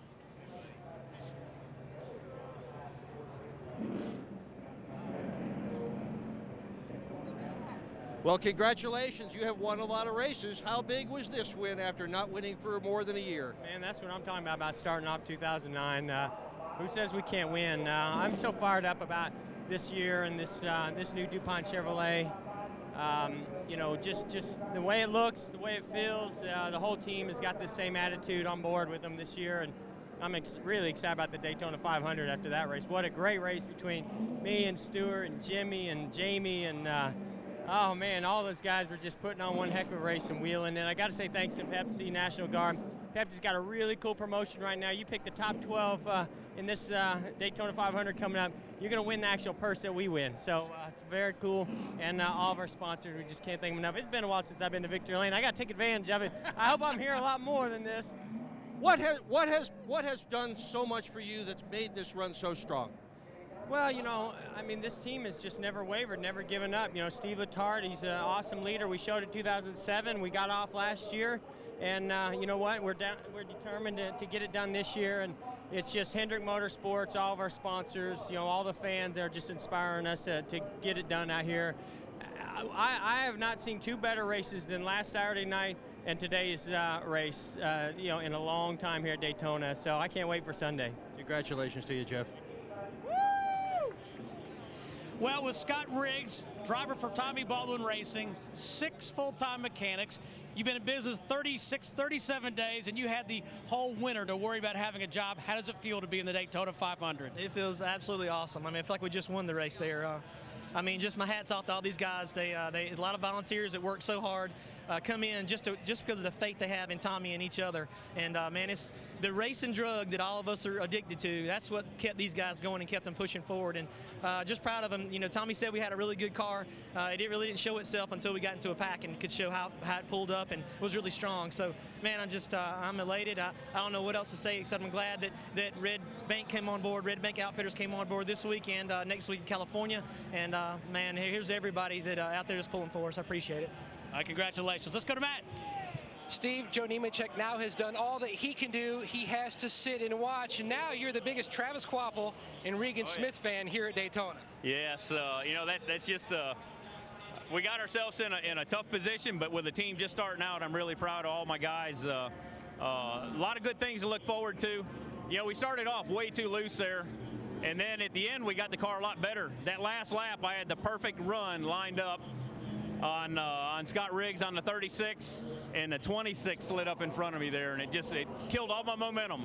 So I thought it was perfect. We were lined up. I could have shot by him, and in an instant, it's all gone. So I just got to thank all my fans out there and all the people that helped us get to where we are right now. So pray one of those other guys get in. For Joe Nemechek now, he's going to have to live by those words of that poet from Gainesville, Florida. The waiting now is going to be the hardest part. It absolutely is. It's question marks for Joe Nemechek, exclamation points for Scott Riggs and Jeff Gordon. And Jeff Hammond, let's take a look at our DirecTV hot pass of the race. Yeah, we're sitting there taking a look at Jeff Gordon right there. He gets a good strong run. It dives to the inside right there under the 14. And again, the rest of it is pretty much history right there as far as Jeff Gordon was concerned. Once that guy who knows how to get to victory lane got out front, he definitely was able to hold off the rest of them, and you can see how excited he is to be back in victory lane. Absolutely, and I don't know if I've ever seen a more beautiful trophy than little Ella Sophia. Second duel still coming up. You're watching the Gatorade Duel on Speed. We are halfway home with the Gatorade Duel, and we now know the identities of some of the drivers who are going home, destined to miss Sunday's Daytona 500 on Fox. Let's go ahead and take a look at the highlights from race #1, the Gatorade Duel here at Daytona. Of course, Martin Truex will start on pole for Sunday's race. He was up front in this one as well. But, Jeff, we did have trouble pretty early. Yeah, on lap 3 right there, Kurt Busch gets a little bit of help. Around he goes. He saves the 2 car and was able to rejoin the fray and finish up 6th. Well, Bill Elliott had a great qualifying run, but this is where things get kind of a little freaky right here. Here you see back on track. This was actually Martin Truex. We talked about Bill Elliott's great run. Well, Martin Truex on pole. He was just trying to stay out of trouble, but trouble found him. Yeah, he got a little bit of help around by the 6 car, but he was able to stay. This is the big one right here that got started back. Took out several cars. You can see the 77 car going around. A lot of guys involved in this, and here also. Yeah, and this was when, a lot of these guys, these go or go home guys, they had pitted, so we didn't know where everyone was going to finish. Scott Riggs trying to make his way in. He's just a few cars back. It's Jeff Gordon who wins the race, but Scott Riggs is a winner as well because he will move on to the Daytona 500. And, of course, we did mention Bill Elliott, but he had a freaky issue a little bit where he had his transmission lock up. He is locked in, though. We were under a caution right there from Mike Skinner having a problem with his engine. And what he did when he went to downshift, the transmission locked up and spun the 21 car out. He will be able to make repairs and should be able to, start up, the 500. So that's what really matters to Bill Elliott. And now we obviously go into Gatorade Duel number 2. We saw a lot of the guys in this first one. We see Jeff Gordon, Tony Stewart, Jimmy Johnson, great runs, but Scott Riggs, we said, is the big winner. What are these guys who are in Duel number 2, some of these go or go home guys? What's going through their mind right now? Well, I think they learned a little bit, understanding how the racetrack went through some changes. The racetrack is actually cooler than what they had anticipated. I think they really expected the racetrack to be hot and slick. Right now, still overcast, the wind blowing, and it's cooler temperatures than what they anticipated. So they'll make probably a little minor air pressure adjustments, but the main thing is that what I think they took away from this first race is if you get a late caution, you better get yourself 4 tires if you want to have any kind of chance at all and making a good finish. That's our crew chief talking right there. That's it. Well, the racetrack has cooled down. The temperature about 15 degrees cooler, but Jeff Gordon's season already heating up. More from the Gatorade Duel right after this. Aerial coverage brought to you by DirecTV. If you call yourself a sports fan, you have got to get DirecTV. The Gatorade Duel, the most nail-biting afternoon of the NASCAR season, and it happens right off the bat. Talk about a roller coaster ride of emotions. One down, another one to go. I've just finally caught my breath since the last one. Now I'm ready to go again. All right, well, let's find out what the guys upstairs have to say. Mike Joy, Larry McReynolds, Darrell Waltrip, your thoughts on Duel number 1 and looking ahead to number 2. Well, Krista, a couple of interesting things from this race. First of all, to the surprise of many, and I'll be one of them, the leader on the white flag lap, Darrell, Jeff Gordon, did not get passed on the way to the checkered flag. No, he didn't, but I tell you what he's most happy about. I think that may be the first time that Ella's been in the pit, in victory circle with him. I know the look of her proud papa. And yeah, he won that race, and it's the first time he'd won in like 40-some races. But what he was really happy about was his little girl got to be in victory circle with him, and she'll never forget that. Yep. Tony Stewart almost got to Jeff Gordon, but not quite. Boy, that's a great hug. What a wonderful moment. Larry, the other story was tires. They were not a factor during the race, except if you don't get some, you're not going forward, are you? Yeah, I know Jeff Hammond would agree. I used to, coming down here for years, I always liked being in the second duel race. Why? Because I could watch the first duel race and I could see what teams were doing. I could see what the tires were doing, and what I learned right there was pretty simple. We know we're going to have to make one pit stop for fuel. We cannot go the distance, but every time we get an opportunity to come to pit road, even with 5 laps to go like in that first duel race, you better get 4 fresh tires. Give me 4. Matt Yoakum. With stickers. With stickers. The guy who won the race last year, the Daytona 500, Ryan Newman. You watched the first duel. What was the biggest thing you learned? I got a top 3 race car with the U.S. Army Chevrolet, so just look forward to passing and racing all the way up there and having a shot at it. I know we got really great equipment, and just look forward to the opportunity to go out there and have some fun and get a good starting spot out of it. All right, good luck. Thank you. Krista? Thanks, Pat. It's NASCAR's greatest soap opera, and the plot thickens. Duel race number 2, and the drivers in it are gearing up for their shot. We're dueling on speed. Round 2 from Daytona is coming up next. 10 drivers are waiting at the door. The bouncer here at Daytona will let 2 more in, and don't expect these guys to hold their places. Line jumping will ensue. Let's go ahead and take a look at the names. Jeff Hammond, these are the guys we're going to see in duel number 2. You see Mark Martin and Ryan Newman. Now, Ryan's got to go to the back of the pack because of the engine issue, but from there on out, it's going to get real interesting. You see out there at row number 4, Regan Smith, he can breathe a sigh of relief because he is now locked into the show because of his speed. You talk about going from the lowest of low to the ultimate high. There you see Boris said, one of the guys trying to race his way in. A lot of these guys locked in. They're just trying to learn some things for Sunday's big race. And obviously A.J. Allmendinger, another one here on this page, who is trying to race his way in. Yeah, further back you see Jeremy Mayfield and a lot of the other guys are trying to race their way in. And folks, don't get too worried right there. Kevin Harvick, the 29 car, he had a problem in qualifying, but I don't think he'll stay back there very long. As the drivers say hello to the fans, let's head down and hear from one of the drivers. He's with Steve Burns. Well, Krista, Regan Smith just reminded me the irony of racing. It was October when he was battling Tony Stewart for a win at Talladega, and Tony locks you into the 500. I was a big Tony Stewart fan at the end of that race. That's all I know. Real happy for the Furniture Racing Chevy and all our guys. They worked their butts off during the offseason, and we thought we were in decent shape when we locked in the fourth quickest the other day of the Go-Go Homers, but Tony did me a big favor there, and it's like that. If you wreck somebody one week, it seems like you're riding the car with them on intros the next week, stuff like that. It's just funny how it all works out. All right, well, good luck. Let's go to Dick.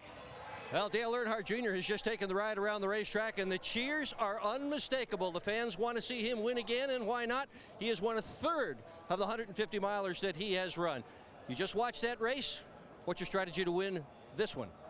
Well, I don't know. You know, it seemed like you could pass pretty much if you needed to at the end of the race. Looked like everybody's cars were handling pretty good. You need to kind of stay up toward the front so you don't wear your tires up. If you get kind of fourth thrown back, you use a lot of race car up, use a lot of tire up. So we'll try to get toward the front and stay there. And sure, if we get a caution late, it's pretty much anybody's race. The weather is coming and going. We've had clouds, we've had overcast, temperature down, temperature up. We got sun now. How does that affect the handling of the race car? Well, you know, when the sun's out, it's a little slicker, but you know, it doesn't really. I mean, it's really more about ambient outside temperature. So as long as it doesn't warm way up, we should be okay. We should have about the same races them last guys had, but I don't think really just the sun coming in and out of the clouds is a big difference as much as ambient temperature. This track really, once it gets hot, this track really changes a lot. Good luck to you, Junior. Thank you. All right, thanks, Dick. We heard Dale Jr. there talking about the weather. We've been commenting. It has dipped 15 degrees. Now the sun's back out, so now it's back to a slick racetrack. Well, it won't take very long if the sun stays out like it is. The clouds are starting to break up, so a different challenge for these guys in the second race than what the guys who saw in the first race. I mean, hot, slick racetrack here at Daytona, I don't want a part of it. I wish I'd have been in the first race now. Yeah, but we said it was an advantage to be in the second because you got to watch the first race. So now, are you changing your story? I want the best of both worlds. I mean, I'd like to have the cooler temperatures and a little more grippier racetrack in the first race, and now it's going to turn off hot and slick, and it's like, oh my gosh, here we go again. Well, they say women can't make up their mind. You just changed your mind. I'm a crew chief. What do you expect? In the second duel, it's Mark Martin on the pole, Dale Earnhardt Jr. near the front, Kevin Harvick towards the back. We've got more Gatorade Duel here on Speed, round number 2, right after this. Affordable ticket packages are still available to experience the thrill of NASCAR at Las Vegas during the 2009 season. Experience the unique combination of racing, action, and entertainment only Las Vegas Motor Speedway can provide. For more information, visit lvms.com or call 1-800-644-4444 and join us here at the Speed Stage in 2009 at the Las Vegas Motor Speedway. Viva Las Vegas. Viva Las Vegas. That's You're right. ready already. But first, we have to get through Daytona. We heard Regan Smith say he was probably out there as motor coach wearing a smoke T-shirt. He was the biggest Tony Stewart fan because that's what got him in. But Joe Nemechek, on the other hand, he's got a big question mark right now. Big question mark, and he came so close, like Joe was saying. He really felt like he had an opportunity to make a run on it and get by that 36 car, but right there on the last lap, he was almost shut down. He had a good run coming in there, wanted to go to the high side, realizes all of a sudden, man, I need to go to the bottom, and the 26 car of Jamie McMurray was there, pretty much just slammed the door on him, and he couldn't get that run back down to the inside to make the necessary move on the 36 car. And that's how close it really is. And we talk about how close everything is. When you get down to the qualifying speeds, you realize that Joe Nemechek may miss the Daytona 500 by 3/100ths of a second. That's the difference between his qualifying time and Regan Smith's. That's an eyelash. You can't even measure that. That's unbelievable. You can't even snap your fingers that quick. I couldn't do it. I couldn't do it. Obviously, that is the thrill of the range of emotions we have here at Daytona, and Joe Nemechek, certainly a Daytona staple. Well, let's hear from some more drivers as we get ready for Gatorade Duel number 2. I believe Dick Berggren is standing by. Yes, and I'm with newlywed Carl Edwards. You're starting right about in the middle of the pack. How do you play your cards to make sure this thing doesn't get wadded up before it's over? I'm looking for, for Fords to get behind, and I think this Aflac Fusion's pretty good. I was just telling you, man, it was it's kind of refreshing to get to sit and watch that first race. I realize why people enjoy this so much, man. It's really cool, and just glad to be here racing, ready to kick off the season. It's cool to see this many fans here, and it would mean a lot to get a good starting spot because I believe it's going to come down to a lot of strategy on Sunday, and I want to be up in the front of this thing. We got an in-car camera in your car, so we're going to have fun riding with you. Steve Burns. Dick, A.J. Allmendinger had a great run in the Budweiser shootout, finishing 5th, but let's talk about the mission at hand. Got to make it. That's there's no questions. We got to be in. You know, Valvoline has put their faith in me. You know, we got a great Dodge here, and Richard Petty Motorsports is just the short amount of time that the 44 teams come together. It's been a lot of fun. They've worked hard, and we deserve to be in this race. So we got to go put it in. Best of luck, AJ. Thank you. Let's go to Kristen. Hear the difference in their voices. Carl Edwards is cool and calm. A.J. Allmendinger has intensity on his mind. It's race number 2, the Gatorade Duel from Daytona on Speed, next.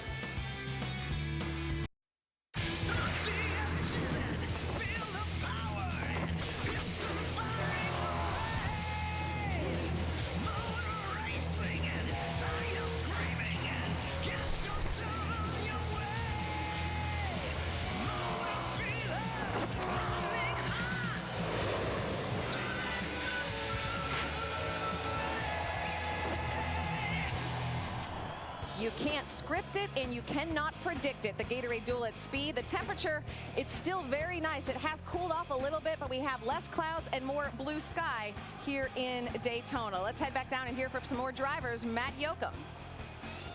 Travis Quapple's locked in, so your approach today, is it cautious yet aggressive? That sums it up. You know, we want to race hard. We're excited to have Golden Corral Buffet and Grill on the car for the Daytona 500. So we want to be up front. We want to keep it on TV, but we know we can always fall back on our time. We don't want to, because if we fall back on our time, we're going to start way back in the field for the 500. So we want to keep it up front, keep it, you know, towards the front anyways. But we gotta race hard, see how it handles, work on it the next couple days, and more importantly, we need to have this car in the 500. The 28 car starts on the outside of row 2. We've talked of 2 agendas: win the race or save your car. Lay back and make a late move, or drive it like you stole it. The decisions these men make will determine their Daytona 500 fate. And obviously we can't even imagine the emotions of someone like the guys, the go or go home guys, what they're feeling right now. Jeff? Well, you saw a moment ago the shot they took of Kevin Harvick's car where his wife Delana was giving him a hug. And the thing is, you know, they're excited about this week. I know they had the problem qualifying. He's already won the Budweiser shootout, so it's a good start for the 29 team. And there's a lot of guys that would like to feel that, you know, kind of excitement. But Kevin's got to be a little bit careful because this is his Daytona 500 car. He's one of the guys that's got to kind of pick and choose where he's going to go at the start of the race. And you just heard Travis Quapple really say the same thing. He needs this car in the Daytona 500. So that there's an element of these guys. Some guys are going to be wide open, wild, and that's why we're tuning in. And we've got the guys who have to be very conservative in this race. And just remember, one of the guys that's going to be going for it is Boris Said. Right. And Boris has used the terminology. He's kind of like a Doberman with a hand grenade in his mouth. I mean, you know, he's just that kind of driver. He knows he's got to let it all hang out, and he's not afraid to do it. Someone you would not want to run into in a dark alley, I guess. No, a Doberman really. with a Gatorade in his mouth. But once again, we need to head trackside as the second duel is ready to roll. The drivers are ready, and so are we. Let's head trackside for the command for Gatorade Duel number 2. And now, race fans, it's time for those most famous words in motorsports. Please welcome Vice President of Sales and Marketing for Gates Petroleum, David Dill. Gentlemen, start your engines.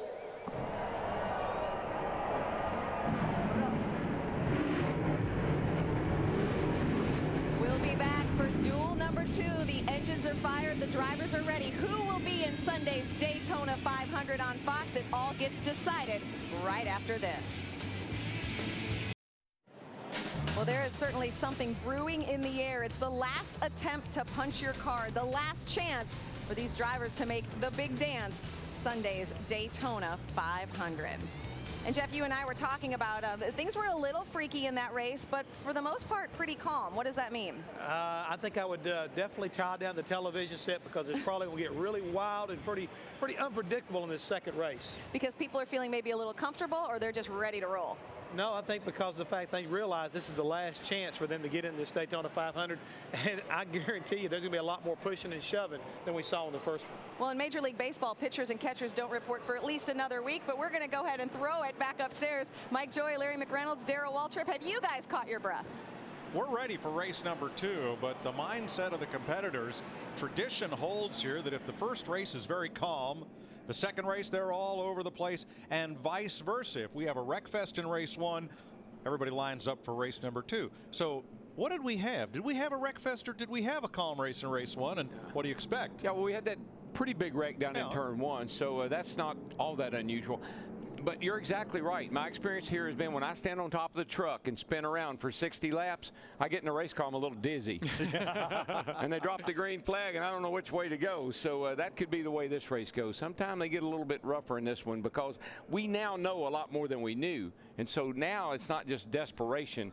This is last chance, as we said. Larry, we learned a bit about tire strategy with 5 or more laps to go. If the caution comes out, you need some, but what else is going to be different about this race? Well, I think we've got some fast cars starting at the back of the pack. We know Kevin Harvick in that 29 car, who had the gear problem in qualifying, won the Budweiser shootout. We know he's got a fast race car. Ryan Newman, we watched his teammate Tony Stewart in that first race really flex his muscle. Qualified third, was scheduled to start on the outside the front row. He's going to the rear of the field, but I'm going to tell you a car I'm going to watch. Wow thing, number 18, Kyle Busch. He's starting back there in 8th position. We know Daytona 3 wide. Nobody loves it better than Kyle Busch. This is going to be fun. Now, there are 11 cars sprinkled throughout this field trying to race their way in to the Daytona 500. Here's the Gatorade starting grid for race number 2 as they qualified. Now, Regan Smith has a spot in the field, number 78, due to his speed, but he wants to race in and get a better starting position. Okay, road speed, Kevin. Boris Said also trying to race his way in. He might get a spot on speed. More on that later. And as you look back from Reed Allmendinger back, or excuse me, AJ Allmendinger, Jeremy Mayfield in a pickup team, Mike Wallace, Mike Garvey trying to race in, Derek Cope, Kelly Byers, Jeffrey Bodine, and Norm Benning are all trying to race their way in. If this radio doesn't work this time, there's going to be an early caution for a radio on the racetrack. From the tower. Kevin Harvick gets a DW. Got a copy, buddy? 10-4. Hey, bud, you got one win under your belt. What's your strategy for this little shootout right here? I think we just go as hard as we can, and, you know, obviously the first couple laps are going to be a little sketchy here, but all in all, our shell pins on Chevrolets, I think it's pretty decent. Need to get a good idea of where the handling is on our car, but we're going to go hard. 10-4, yeah, sketchy. That's a word my kids use all the time. My girls will be jumping up and down. Did you get the old hot rod fixed up? Will she go now? We just had a little trouble there in qualifying with the rear end gear, but you know, the car ran really good in the second practice, so hopefully runs good again today. But should be fun anyway. Like passing cars. Well, then you're going to have fun. Good luck and be careful. Man. Now, 2 drivers in this race, like the first race, we know are locked in on speed. They are Travis Kvapil in the number 28. And now, after the results of race 1, Regan Smith in the 78. They are locked into the field on speed, but they can race their way in and get a better starting position.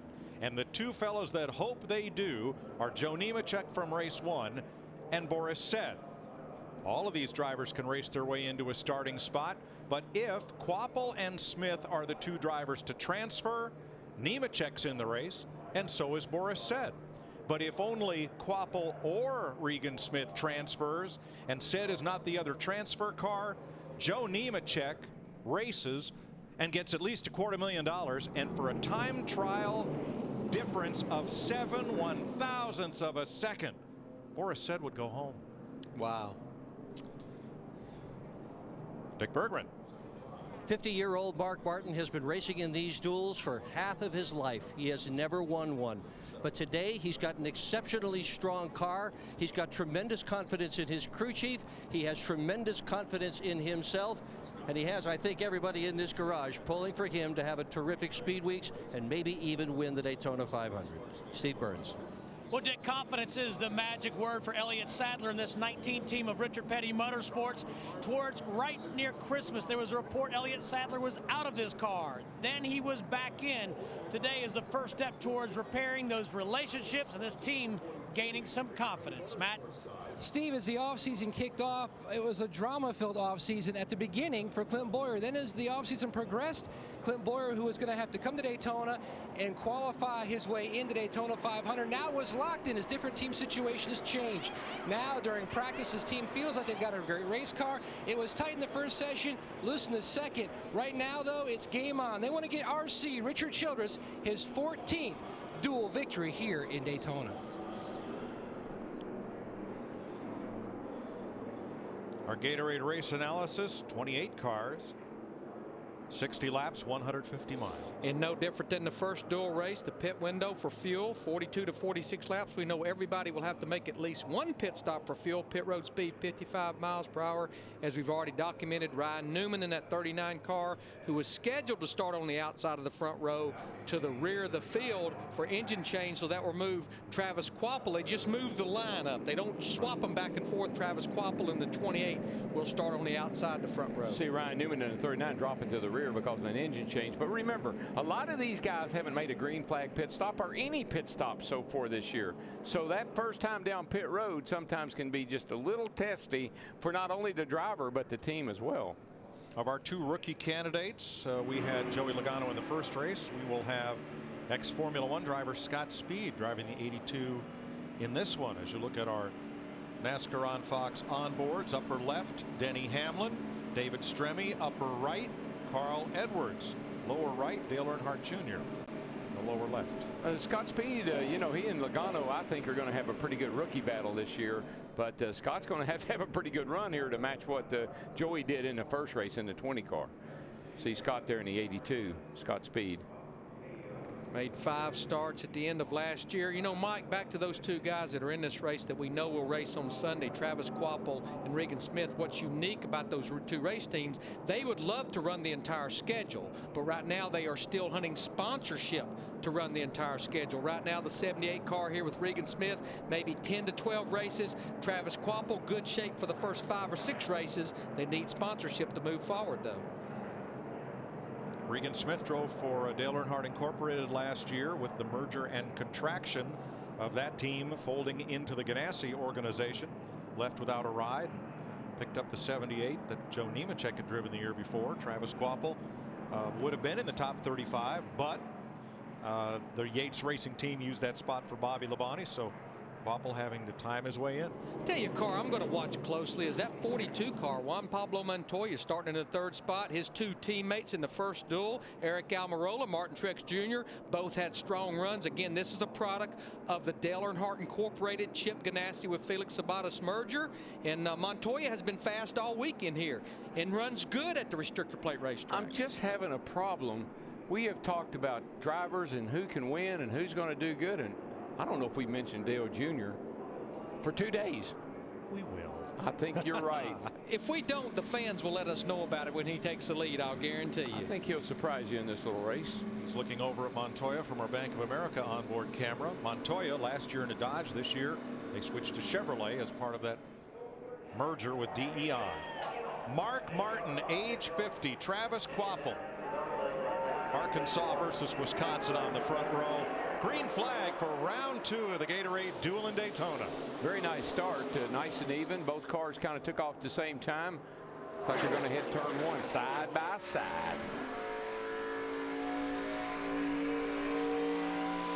I said hit turn 1, not each other.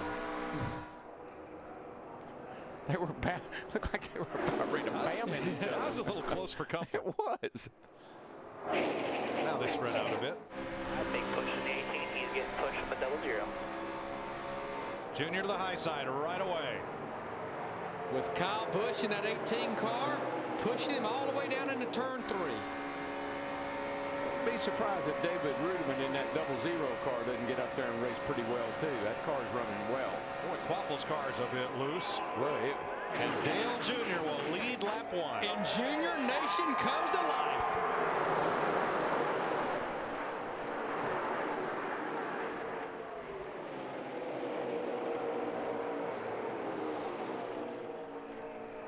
right with you there. He's cleared the 28. 18's cleared the 28 there.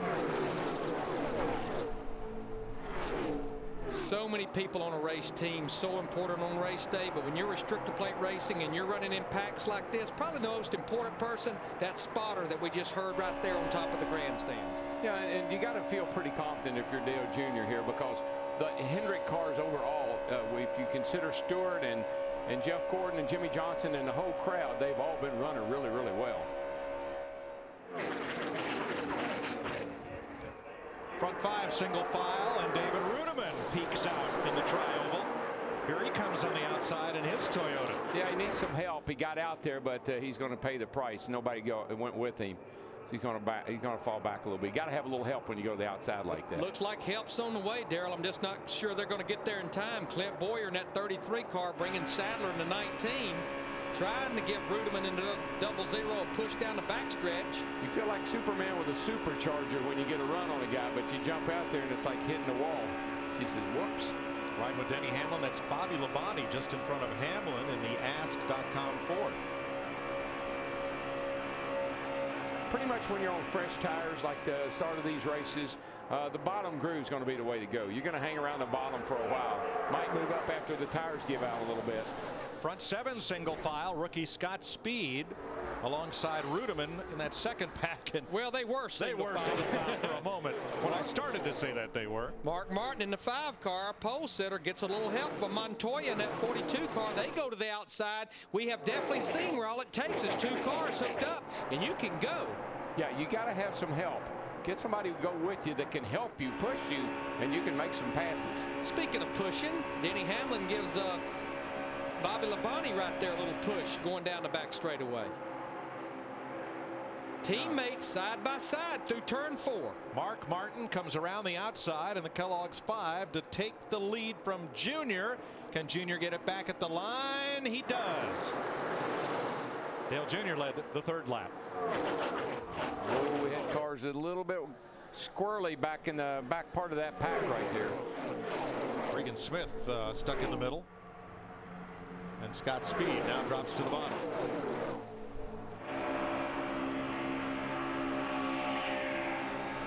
Saw a couple of cars back in the pack getting really knocked around. Yeah, buffed around.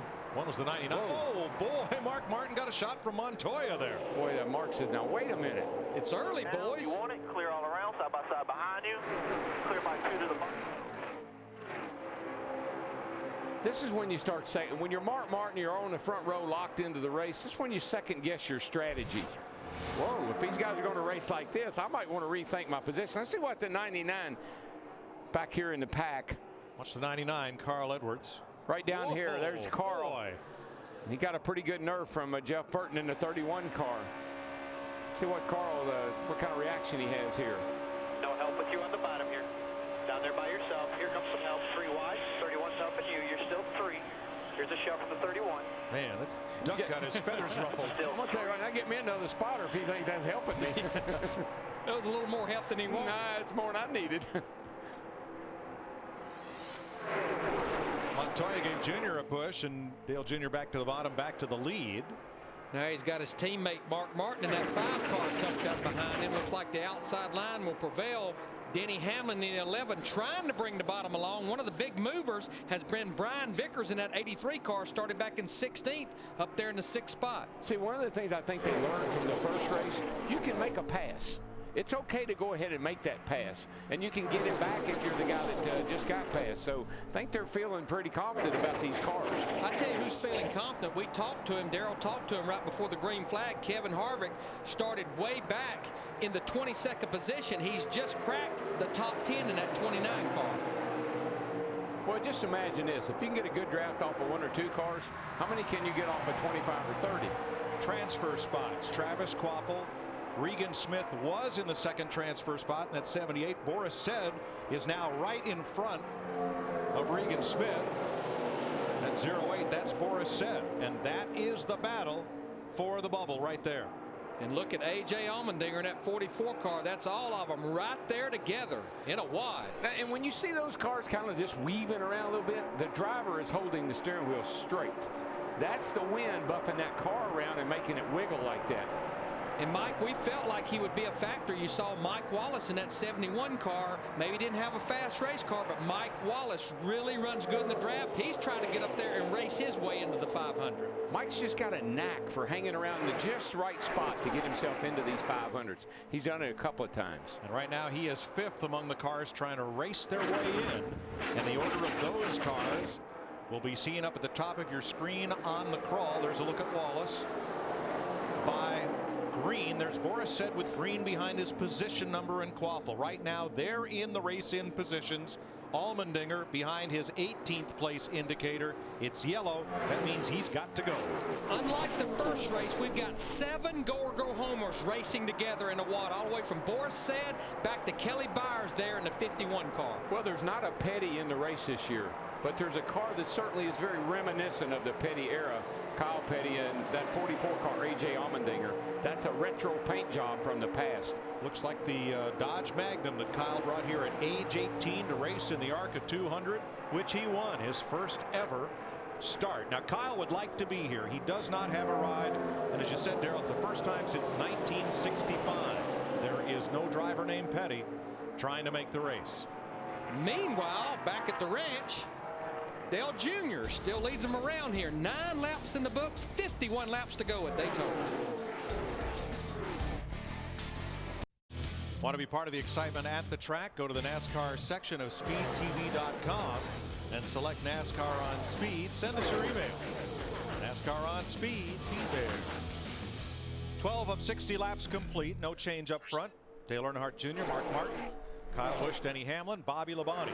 But boy, the battle for the bubble is big. Travis Quaffle is 11th, and Mike Wallace leads Allmendinger, Said, and Kelly Byers for the last transfer spot. 08 car caught the wall off turn 4 here the last time by. Let's see if we can get a shot of it. It's Boris Said at the bottom of the racetrack. Car just gets that arrow push, and it doesn't matter what you do, you can't stop it. And he almost got to the back of Ryan Newman in that number 39 Army car. Remember, Ryan started at the rear of the field. Right side of the car. Pretty good on the right front. Ryan Newman pitting. Now he is locked in to the 500 based on last year's championship points. Side tires, guys. We're coming. Right side tires. 55 miles an hour down pit road, and Newman will likely fall off the lead lap with his tire change under green. Left. See if you can see anything on the left. Look good. Right side. And the thing about it, with him still sitting on pit road, All the way out. All the way out. All the way out. and the leader's going into turn 3, he's probably going to go a lap down, and there you see, it looks like Boris Said. I don't think he will. I think we're going to have a caution based on what I see right there. Boris Said has hit the wall again, and there is damage on Scott Speed's car. What happened here? Got a feeling Boris in 82 may have serious contact. Pretty hard lick on both those race cars. Right now we stay green, and there's the caution being waved, which is a great break for Ryan Newman. I think Boris had hit the wall there. We saw him hit the wall. Bring it to it. And I think what happened was he may have cut a tire down and went up into the 82 car, Scott Speed, as he was going by. So now Boris Said's only chance to get in the race would be on Speed if Quaffle and Regan Smith are the 2 transfer cars. Caution is out. Let's check with Matt. And Ryan Newman just called in to inquire about the tires, and he was just told that the right rear tire was coming apart on his number 39 machine. The crew just looked over it. Goodyear will be looking over it as well. But it could have been a big issue for Newman. A good catch on his part to be able to feel that, which is pretty big spot on that tire, but a good call on his part. Now what's interesting about this caution is we see Scott Speed come to pit road to the attention of that crew. Is we're right inside, just at that fuel window, so I'm sure pit road's going to be very busy with everybody coming down, changing 4 tires and filling those cars as full as they can with fuel. The problem with that is it gives you another option. Now come down and you can make it on fuel if you get a caution, but as we've said, tires probably override that. Hard left turn into the garage area, and the dream of Boris Said and crew chief Frank Stoddard. Now they have 1 card left to play, and it's not of their doing. It depends on who races in, whether Boris will make the race on time trial speed or not. Well, he won't race that car. I don't think he'll race that car. That car is pretty hurt. It's got some frame damage on that baby. They get in, it would definitely be in a backup car. So Travis Kvapil and Mike Wallace right now are in the transfer positions with A.J. Allmendinger and Regan Smith. Outside looking in, Smith is outlined in blue because his speed is fast enough to get him into the race now. Kelly Byers, Jeremy Mayfield, the 41. There's a great story. Everyone working on Mayfield's car was laid off from another team last fall. That is a startup put together team, and they've all come down here with high hopes and a chance to make the 500. Well, I think it's almost like Tommy Baldwin's team. I mean, you know, just at the last little bit here, the last month or so, been able to put a good enough program together to at least get here. Now the rest is up to what happens on the racetrack. And it's a $250,000 difference between racing on Sunday or going home this afternoon. You know, Darrell, real quick, that right rear tire looking that way on Ryan Newman's car, we didn't really see any tire issues in the first race. It's a sign of a very loose race car. Looks like it had been slid. Steve Burns. Mike A.J. Allmendinger trying to fight his way into the Daytona 500. He is struggling. He says this car is way out of the racetrack. The front end's loose, the rear end's loose. His teammate Casey Kane's crew is pitting this number 44 car. They'll make chassis adjustments, Matt. Golden Corral team going to work. A little bit of an issue on the right front. Lug has fallen off. They will lose time there as they go to work on the left side. Track bar adjustment already completed to try to tighten this race car up, Dick. Always comment Dale Earnhardt Jr.'s radio. Crew chief Tony Eury Jr. said car okay. Jr. said yeah, okay. Call, just 4 tires, no change. They told Chris Fasulka to pack the fuel into the tank, but as he came in, Junior slid across the line, and they had to back it up before they could make their pit stop, and that cost time. Boy, Darrell, you mentioned it. Been all winter. These guys hadn't made green flag stops. Juan Pablo Montoya, he was all over pit road in that 42 car. Here comes the 88, and of course, he slides to a halt. He's over the line. They have to back him up before they can start to work. So that's one. Here comes the 42, the red car right here. And he gets crossed up in his pit box. Actually, he was legal. They didn't really have to go through all that, the best I could tell. I think he was in the wrong pit box, the only problem. He was legally in the wrong pit box. 17 laps complete. Tony Stewart switches from driver role to car owner for Ryan Newman. As we get ready for the green flag, there it is. 18 complete. 42 to go. And that little problem Dale Earnhardt Jr. had on pit road, he came in leading, cost him 7 positions, kicked all the way back to 8th on this restart. Tell you, wouldn't surprise me to see those 2 Toyotas, the 18 of Busch and the 11 of Hamlin, maybe gang up on that little number 5 car, Mark Martin's. And right now the 2 transfer positions are Mike Wallace in the 71 and A.J. Allmendinger just past Derek Cope, the 1990 Daytona 500 winner, for the 2nd spot. Another guy that's hanging in there, I noticed in that first run there is the 96 car, Bobby Labonte, in the Ask.com car right there in 4th spot, doing a really nice job with his car. Bobby Labonte, like a lot of drivers, probably a month and a half ago, had no idea what he was going to be doing for 2009. A lot of folks thought he might go to Ganassi Racing in the 41. That didn't happen. Ganassi ended up merging with Earnhardt Inc. And then this opportunity developed, and Bobby finds himself in a Ford for Doug Yates. Now, just an update on Ryan Newman in that 39 car. Remember, he had the tire problem, had to come to pit road under green at lap 13. But right now, he's on the lead lap in the top 10, getting a little help from Kevin Harvick down the back straightaway. He's in 9th right now. And a change on the bubble. Regan Smith now up to 2nd in class, passing Allmendinger, as did Travis Kvapil. So Mike Wallace and Regan Smith are in the transfer spots, 71 and 78. And here comes Kvapil battling back to take the bubble spot away from Smith. You know, one of the problems with having a tire problem is now every time Ryan Newman feels that car do something that he doesn't expect it to do, he's going to be convinced he's got a tire problem.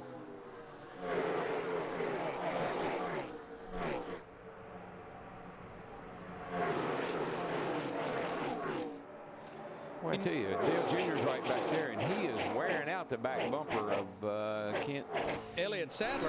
Yeah, that's right. He is all up in the trunk of that thing. Watch this. He just gets you right up under him and says, you know, if you won't move, maybe I can help you. I'm just going to go around you. And he's got help from Kevin Harvick in that 29 car. 29's coming to help. Inside the 19, 29's This will coming be to help. for 7th place.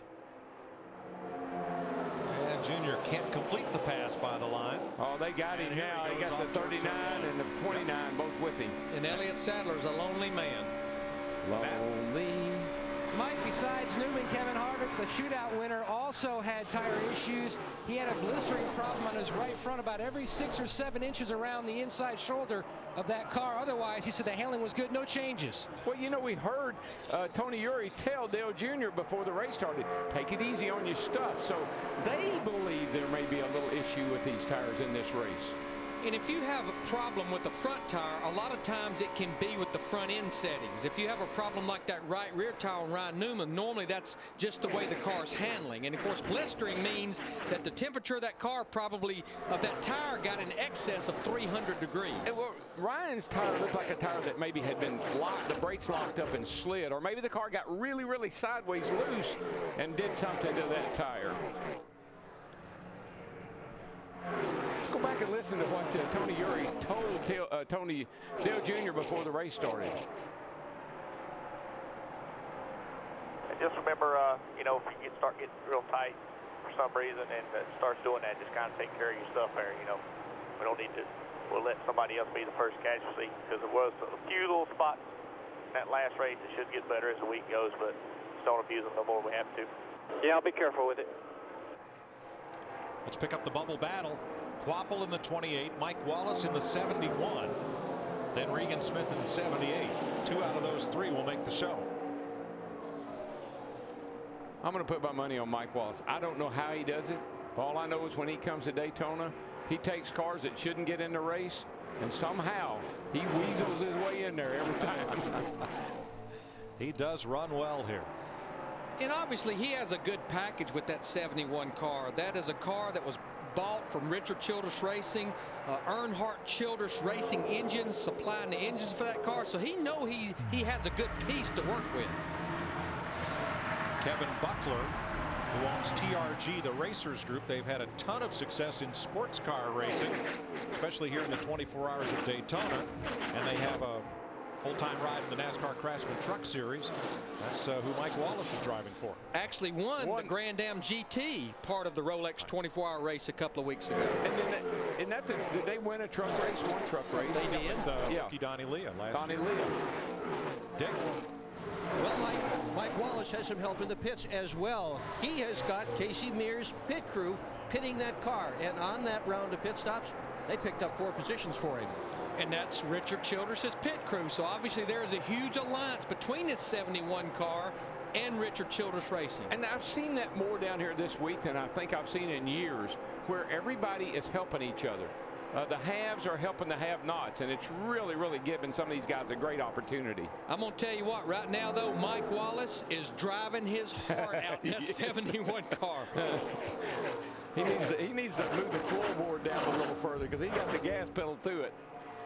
25 laps complete. Wallace is 14th. Travis Quapple 13th. Regan Smith and Humdinger. A.J. Allmendinger 44, 2 spots away from qualifying. He does not have a fast enough speed to fall back on. His only shot for the 500, race his way in. And the way he ran in the Budweiser shootout, I would have thought that car would be able to keep up. Looks like they may be having to adjust on it a little bit to get it right for the day's over with.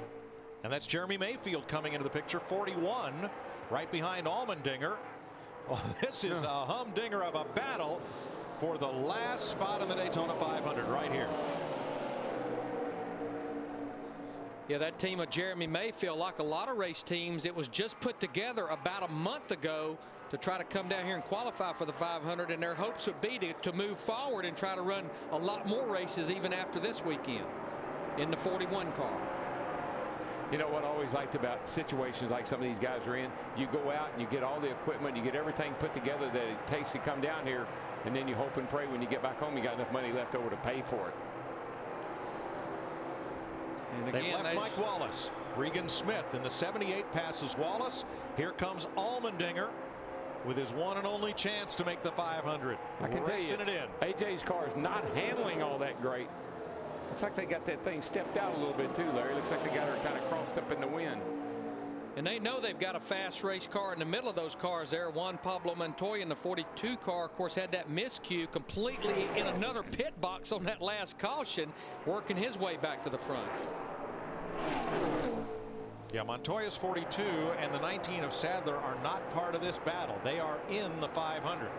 Everybody else in your picture is trying to be one of the two race-in cars.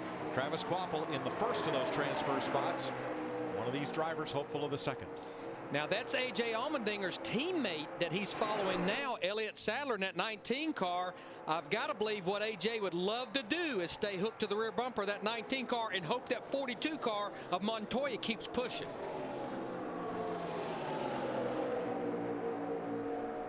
Regan Smith has his hands full with Mayfield in the all-sport car. All right, you.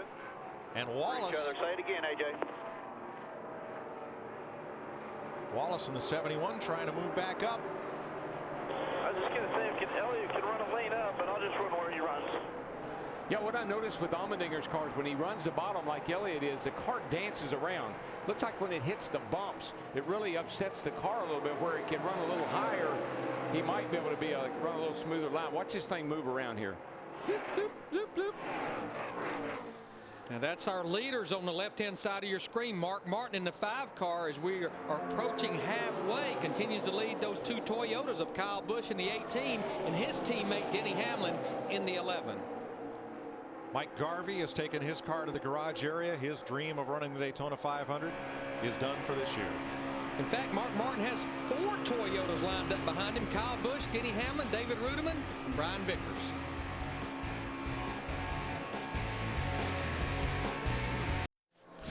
New driver on the bubble as our aerial coverage is brought to you by DirecTV. And now get over 130 of your favorite channels in high definition. Mark Martin leads Kyle Busch, Denny Hamlin, David Rudiman, and Brian Vickers. But the big battle is for the bubble spot. A.J. Allmendinger just moved in front of Travis Kvapil. They are right now in the qualified spots. Never mind, Jeremy Mayfield edges ahead of Kvapil. And there is the battle to see who makes the Daytona 500. Mayfield 41 underneath Allmendinger. Kvapil in the 28. Regan Smith the 78. Tell you what, there's 2 or 3 of those cars in there that are evil. They are all over the place, but they're not lifting. There's Mike Wallace. Now he has dropped back behind Regan Smith. Yeah, 19th overall and 5th in the go or go home group. He's lost the draft. He's a lonely man right now. He's going to have some kind of little caution here to get him caught up. Norm Benning has gone a lap down. Scott Speed 2 laps down. And in the garage, Mike Garvey, Jeffrey Bodine, and Boris Said. Jeremy Mayfield in the 41 car goes to the bottom behind Montoya. But there you see Allmendinger just in front of Kvapil in the 28 and Regan Smith in that 78. This is a battle for the position in the Daytona 500, and as Mike and Darrell's pointed out, pays $250,000 to start that race on Sunday. And you think about Jeremy Mayfield. I mean, he set out most of last year, and he hadn't even been in a race car. Puts his team together, and here he is again, another one of those independent guys that shows up down here with just enough equipment and money to try to get into this race. Could be a big day for him. Has Tony Furr over there wrenching on the car. Tony, a longtime crew chief at Hendrick Motorsports, won some races there with Jerry Nadeau and other drivers. Kvapil coming back on the inside. Now he and Smith in the 78 have to mind their P's and Q's because they're in the race on speed. If they can be the 2 transfer spots, they'll advance their position in the starting lineup, but they are locked in. And you know, the thing about A.J. Allmendinger in the 44 car, it was not that many days ago that A.J. and that 44 team, they thought they were locked in the top 35. And then through a partnership and a merger that Richard Childress did with the 33 car with Bobby Ginn, they became part of the top 35. The 44 car, which is basically the 10 car from last year, out of the top 35. There's 2 teammates working together. Kevin Harvick in the 29, Jeff Burton in the 31. They're bumping themselves right back toward the front. Yeah, they're in 10th and 11th place, but their lap times are about 3/4 of a second behind what the leaders are running right now. I think we may check it this time by, Mike, because they are catching up with Bobby Labonte here in the 96 car. That's going to pull that whole group back up there, I believe. You're right, Darrell. Right now they're running right on pace with the leaders. Yeah, they're only about 2 seconds behind leader Mark Martin. Right, they fell back a little bit, but I think they're starting to feel the effects of the draft. They'll be right back in this thing here in another lap or two.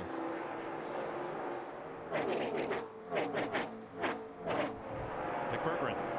Well, Dale Earnhardt Jr. just came on the radio and told his crew that the car feels good, Mike, but he just can't get any help. He's riding in the 6th position. Kyle Busch is running in the 2nd spot, kind of the same thing. He's got a good car except through the bumps, but can't seem to make the pass. That'll all change as we get closer to the end. There'll be a lot of passing down. Oh, you got that right, Doc. The clock is ticking. Riding with Carl Edwards here in the 99 car. Right now he's the top running Ford in the 8th position with Bobby Labonte in the 96 right behind him. And back in the battle for the transfer spots. Things have calmed down for a while. That group is also single file, trying to run down the leaders. This is when you got to run kind of single file because the handling of the car has gone away quite a bit from the tires giving up, and so you need the whole racetrack to be able to get around the racetrack, let alone race with somebody. And we have 23 laps to go. We've only had the one caution on lap 14. All cars were on pit road at lap 16 with 44 laps to go. We know by virtue of the fuel window that that's just right there at what being able to make it to the end. Things bunching up near the front. Brian Vickers, 83. Yeah, Junior just got by him on the outside. He's bringing Tony Stewart or Ryan Newman right with him. Vickers is going to fall in back of these guys as they go by. 39's one back now, middle of the track. 39's clear. This is when you're handling, if your car's really handling good, this is when it's really going to start to show up. And you're able to maybe slip by some of these guys that are having to lift up a little bit. Now in the second pack, some drivers can run the bottom, some others have to run the top of the racetrack, and that may spread that group out a little bit. Yeah, like I said, when the handling goes off, Mike, you just got to run the bottom and let it wash its way all the way to the top. You need the whole racetrack just to get around here. Now Dale Earnhardt Jr., the 88 car, went to the high side. He's going to pull Ryan Newman in that 39 car with him. What an eventful day for Ryan Newman. Had to go to the rear of the field because of an engine change. He had a tire problem on lap 13. Helps all with you. While he was on pit road, the caution came out, so he ended up in the top 10. Now he's working on getting to the top 5. Now you see what happened there as the 88 and the 39 started working the high side. 18 Busch and his teammate Denny Hamlin, they saw him coming and they started to move up, but then the outside line lost a little momentum, so they see that might work here in a lap or two. Junior's working that high side really, really well right now. When they come to the line, 20 laps to go.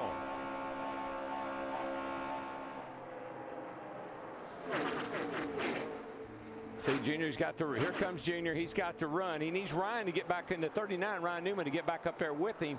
I believe they could push each other to the front if they could get hooked up real tight. Jeremy Mayfield, 41, has moved into the second transfer spot. Now Allmendinger, the 44, had some help from his new teammates, Reed Sorensen, 43, and Elliott Sadler, the 19. But here is Mayfield trying to play the spoiler and race his way into the 500. Now, Mike, if they stayed in that running order right there, all 4 of those cars would be in the Daytona 500, I think. You would have Allmendinger and Mayfield transfer by being the top 2 finishers of the Go Homers, and we know that Travis Kvapil and Regan Smith is in on speed. If they stay this way, which is unlikely. Yeah.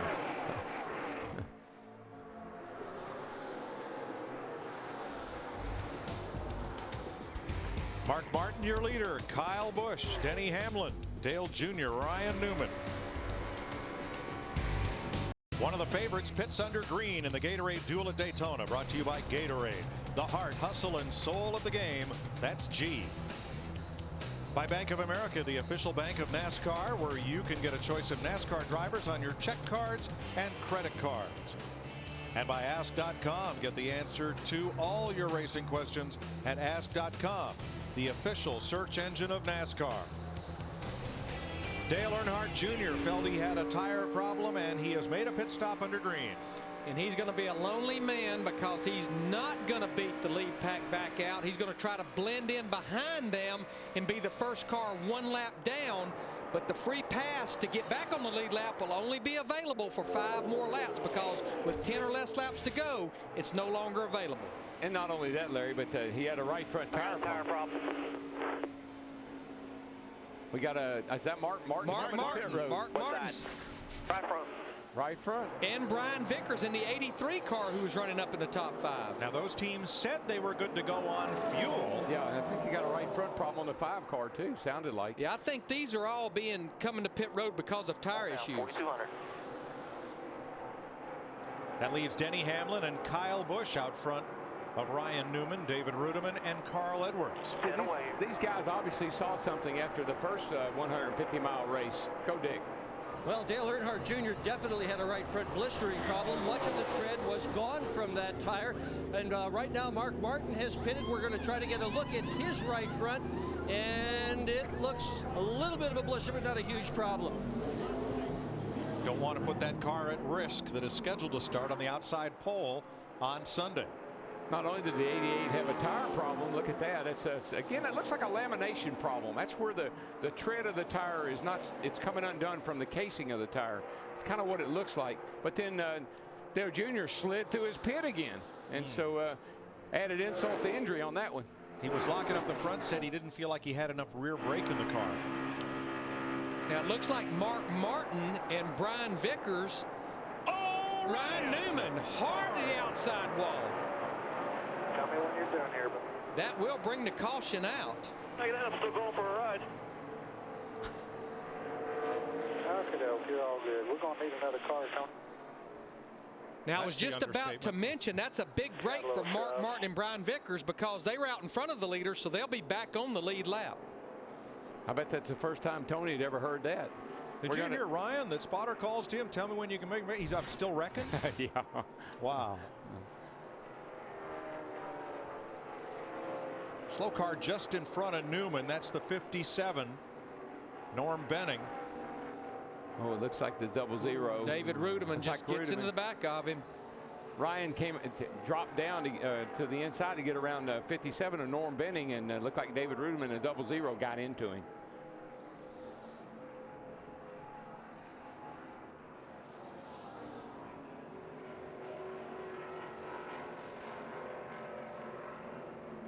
And you know, it was in the middle of the back straightaway where he got into the back of him.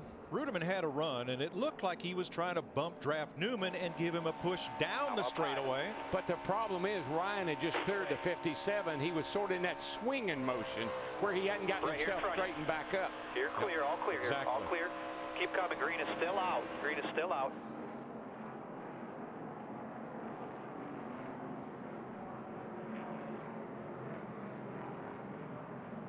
Wow, that's a hard lick. Boy, it really is. It's so unexpected. And of course, Norm Benning, normally slow cars are told to move to the inside. I guess they came up on him so fast, got him trapped out there, and he couldn't do it. At least he held his line. Ryan is okay, and I believe that was a hit into the concrete, not the safer barrier. Yep, I believe he hit the concrete in the back straightaway. I'm not real sure if that's the way yeah. What's up, dude? Yeah, David Rudiman. Darrell, I think you nailed it right on the head. You know, David was trying to bump draft him, but he didn't wait until Newman had his car straightened out from making the pass. Exactly. As anticipated, pit road will be a busy place for the leaders here with about 12 laps to go. I'll tell you who won't be coming in. I bet Mark Martin won't be coming in, and that's going to play right into his hands. Steve. No adjustments for David Rudiman in the 00. He says the car is good 4 tires for the 00. He came to pit road trying to hold his position. Meanwhile, the 44 car, he's been complaining of being loose the entire race, man. The 28 at Quapo, they've already made an adjustment on his car. The 41 is already away. No changes for Mayfield. Dick. And Hamlin's car was questionable on fuel. They weren't sure that they were going to have enough to go all the way to the end. So that caution was fortunate for the crew. And Bobby Labonte's car bogged down leaving pit road. He had a good stop, but the car wouldn't get a jump coming out of the pit road, and you see that his number 96 has lost 4 spots.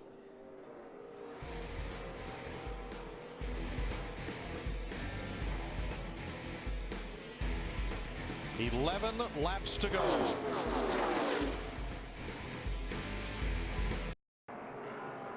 Ten laps to go in this one. Tomorrow night, the sparks fly as the NASCAR Camping World Truck Series hits the high banks of Daytona. The perfect storm of danger and speed. It's only on Speed, 7:30 Eastern Time tomorrow night. Yeah, I've heard those guys don't play nice. Yeah, we have a lot of issues going on right now here with about 10 laps to go. The 2 transfer spots, Jeremy Mayfield, the 41 car, you can see he's in 3rd right now. They changed just 2 tires. Dale Earnhardt Jr., the 88, as anticipated, did get the free pass. He'll have to start at the tail end along this line. And as Darrell pointed out, because of making a pit stop just before that caution, Mark Martin, Brian Vickers, they're running 1-2 right now because they stayed out. They had just been to pit road to get their tires. What do you think of that 2-tire strategy for Mayfield, Larry? Well, I think with this few laps to go, we're going to have about 8 laps to go. You've kind of got a makeshift pit crew. Probably not a bad call on turning first part whatsoever. Earlier we talked about the crewman that was injured in Kirk Shelmerdine's pit, who was wearing one of Mayfield's uniforms. He has been taken to Halifax Hospital, but was alert and talking to the caregivers as they removed Kyle Rowland and took him over to Halifax. Now Scott King is jacking Mayfield's car in this race, and they did get just those 2 tires. You know what, Mike? I don't know that there's any other track here in Talladega, the only 2 tracks on the circuit where you could put a car together and come to down here to race and be halfway competitive, because it's really here with the aero package the way it is on this COT car. It's really about who gets what kind of engine you got in your setup, and the people that are working on these cars trying to get in the race are all very knowledgeable people. Now you go to California and you got to rely on handling and horsepower and aerodynamics and everything. It's a little tougher. Well, Mayfield will be a great feel-good story for tomorrow's newspaper. As I pointed out earlier, everyone who's working on his car was laid off from another race team during all the mergers, contractions, and sponsor losses in the sport.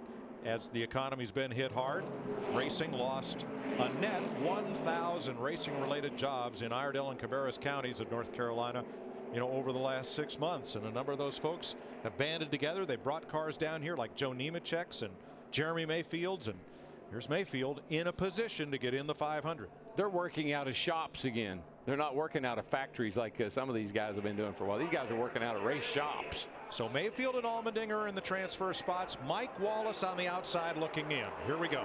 Mike restarts back in the 13th position in that 71 car. 8 laps to go. Well, tires are the great equalizer, and so your car might be pretty good for 8 or 10 laps here on 4 fresh tires. Yeah, we're all equal, but some are more equal than others. The ones with 4 tires, that is. Yeah, I'm sure they would have loved to have put 4 tires on Jeremy Mayfield. We've talked about how you can just maneuver the race car, but I think the best thing they could do is keep that car as close to the front of the pack as possible. Now here comes Kyle Busch in that 18 car, dragging his teammate Denny Hamlin on the outside. Kyle Busch has not led this race yet. I think he and Hamlin have got a plan. I think they saw with Dale Jr. and Ryan Newman just before that started having tire problems that outside might pay off for them. Ryan Newman checked at the infield care center and released. He is okay.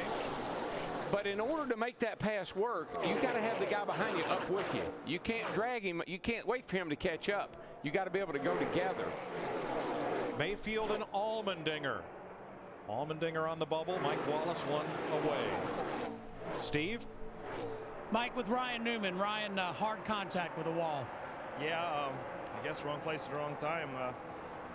U.S. Army Chevrolet was good. We were making our way to the front, taking our time. I was patient the whole race, and Rudiman's a good name for him because he'll root a man right out of the way and bounced me right up into the wall, and that was the end of our day. Glad you're all right. Thank you. And we saw A.J. Allmendinger in the 44 car. Again, he is in a transfer spot, getting a little help from his teammate, Elliott Sadler, in the 19. Down the back straightaway, Elliott locked into the Daytona 500. Well, as strong as that 5 car, Mark Martins, is, it's going to take the 18 and the 11, the 2 teammates, and maybe even Vickers there to get hooked up to get around him, because Mark has got a stout piece. And the best news for Allmendinger's 44 is you see behind him there are 4 cars that are in the race. Back there. you into 41 still. Before Regan Smith, who would be the next driver to challenge for that transfer spot. So Allmendinger is riding in a great spot right now with 5.5 to go.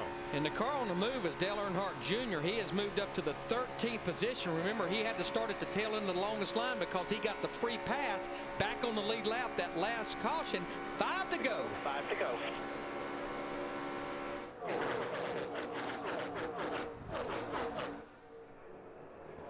Travis Kvapil trying a move on the inside in the 28th. Reed Sorensen with him. And what Jeremy Mayfield hopes for in that 41 car is, guys, I know you probably not, but if you'll just stay in line, I promise I'll stay right here. I won't move. I won't try to pass a soul. And there they go. Like I said, he had to get hooked up, bumper to bumper, push me, help me. That's the only way they're going to get around that 5 car. With Denny Hamlin now the senior driver at Joe Gibbs Racing. But that's the senior winner in front. There you go. Don't get too far out in front. Okay. 11 backing up to the 5 just a little bit by 1.5 dude. 4 to go. Good spotter, good spotter. Telling him not to get too far out there because they'll get a run on you. And Kevin Harvick is up to 6th, and that's about as close to the lead as Harvick has proven he needs to be to mount a charge in the closing laps. If I was leading this race, I'd want to know where he is because he's pretty sneaky on that last lap. That's the 29 Harvick right behind Mayfield. He's right back here, sitting in a pretty good spot. And there you see Montoya behind him in that 42 car. Remember, he had all of the problems back on lap 16, almost was at the back of the pack. He's fought his way back inside the top 10. Now, what's at stake here for these drivers that are on the line still that 41. That are locked into the field? Half lane down, 5 all over that 11. 3 right here. The farther to the front you finish, the farther to the front you start on Sunday. I think Mark would really like to be able to break up that Gibbs trio or duo right there and maybe have a shot at these guys again, because I tell you, that is a very fast race car that he's driving. Oh, it's on in the back. Allmendinger's got lots of company for that last transfer spot. Oh boy, it's a little busy right in there. And they'll be coming around to 2 laps to go around this 2.5-mile racetrack. Harvick and Jr. pass him on the bottom. That doesn't bother him. He's looking back for Regan Smith and Mike Wallace.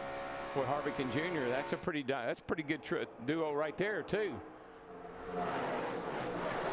I don't think they got enough time to push themselves up there. It looks like Mayfield and Allmendinger are going to race their way into the 500. We'll know in 2 laps. Mayfield doing a pretty sporty job of staying right there, guys, on those 2 tires. Boy, Mark Martin, he is staying tucked up behind the rear bumper of that Toyota of Denny Hamlin. He really is. He's wearing that back bumper out.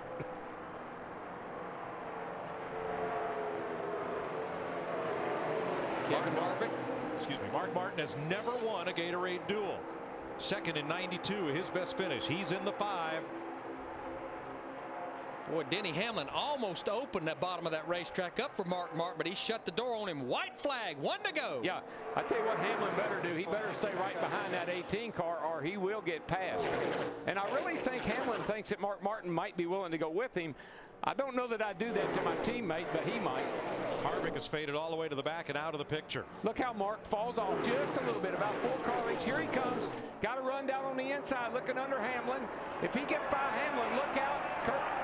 Look out, Kyle Busch. And there goes Vickers. They touch down the back straightaway. Vickers is going to give Mark Martin a push down the back straightaway. Look out, 18. Here they come, just like we've seen a time and time again. Martin looking high. Busch comes up to block. It's Vickers. Got to block him. Vickers on the bottom. Who's going to win the drag race? Back to the start-finish line. I don't think they can beat him. Here comes Kyle Busch in the 18. What a deal. All right, Kyle Busch and Mark Martin.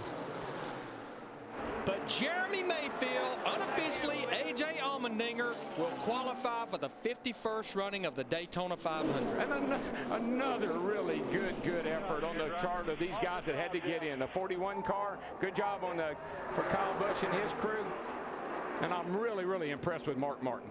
Well, the owner of this car better give the driver a raise. Of course, Jeremy owns it himself, but what a day for Jerry Mayfield and A.J. Allmendinger. They're congratulating each other. other. Daytona 500. And you know, I know it's been over a year since Kyle Busch drove for Hendrick Motorsports, but you know he still loves beating that 5. He likes beating anybody. I don't think he really cares. I was a little bit worried about Denny Hamlin. Denny looked like he would have been willing to work with Mark to get by Kyle, but Mark Martin made the pass and split them up like I thought he was going to try to. Hey, Darrell, want to see it again? Oh, please. Let's pick him up in the back straightaway. There's the difference right there. And you see that bump that Brian Vickers gave Mark Martin? Yep. That propelled him right up alongside of him. And if Kyle Busch right here hadn't slid up in front of Mark Martin, Mark could have easily have won that race. He put the block on the 5 and then got the run off turn 4. And Brian Vickers just couldn't do anything on the bottom. And there's not a lot of guys that I would slide up in front of out there on the last lap coming to the checkered flag. Mark Martin might be one of them. He's a gentleman. I was a little surprised that Vickers, when he dove to the bottom, you know, one of those Ron Bouchard kind of moves like Talladega, that he stalled out and couldn't get up next to Kyle Busch. You know what happens to you? All of a sudden you realize, hey, that's a Toyota that's leading this race. That's a Chevrolet trying to pass him. I'm in a Toyota. I might ought to try to stay with the 18. Spoiler check. I'm really happy for Allmendinger. Kid is just doing a whale of a job. I tell you, the latter part of last year when he went over to Abraham Motorsports and started driving those cars, he has turned that group around single-handedly. He is a talent. It's just taken him a while to find his footing in these big, heavy stock cars compared to the open wheel cars he had been racing. And honestly, when he was driving for Red Bull Racing, I thought he was really finding himself, and then of course was released and picked up over at Gillette Evernham. So 9th and 10th place the race in spots. Everyone else above was already in the Daytona 500. Nice job by Bobby Labonte, won Pablo Montoya. Great comeback by Dale Jr. to come from a lap down and get back to 7th place. Tells me he's got a pretty good car too. So this means the cars that will make the Daytona 500 on speed will be Bill Elliott, Travis Kvapil, and Regan Smith. Terry Labonte will take the Champions Provisional. And that means the drivers like Joe Nemechek, Boris Said, and on back will be disappointed. Matt. A big hug from Tony first. Crew chief, his wife Shayna. You've had a lot of great moments. Where does this one rank in your racing resume? This one is huge, Jeremy. Man, it is. I tell you, I just can't say enough about all sport. Everybody came on with us, and just can't believe it. You know, 23 days ago, we didn't even have a race team or nothing. Walked in the shop, and 2 hours later, we bought a bunch of cars and went racing. And but we were in it for a long haul, and I said I would never do this if I couldn't do it for a long haul. And I just really proud of all my guys. Tony, man, everybody involved. Bobby, I mean, just I can go on and on and on. Just mainly all sport, man. They took a chance with us and sponsored a car and team that, you know, shouldn't even be here right now. So, I mean, well, thank them, Gary Smith and everybody. Just an emotional day for me, and just that's why I wanted to come back. Pretty awesome. All right, thank you, Jeremy. Dick? Well, Kyle Busch has parked the car in victory lane. He's getting ready to get out, and he's in a hurry to do just that. What an exciting finish. They were coming at you from the bottom. They were coming at you from the top. And your spotter, Jeff Dickerson, how important was he in this win? Yeah, he won the race. You know, it was awesome with Jeff having him on the radio. Always is. You know, he just I saw him mark in the mirror there through 3 and 4, kind of going high. I wanted to kind of work my way up there. I just didn't want to jump in front of him in case he was already on my quarter. But then Brian was down low. So Jeff drives this thing. I just make all the moves, you know. So it was a great race, though. Just give a special thanks to the fans for coming out today. You know, gave them a little wave by, so that was cool.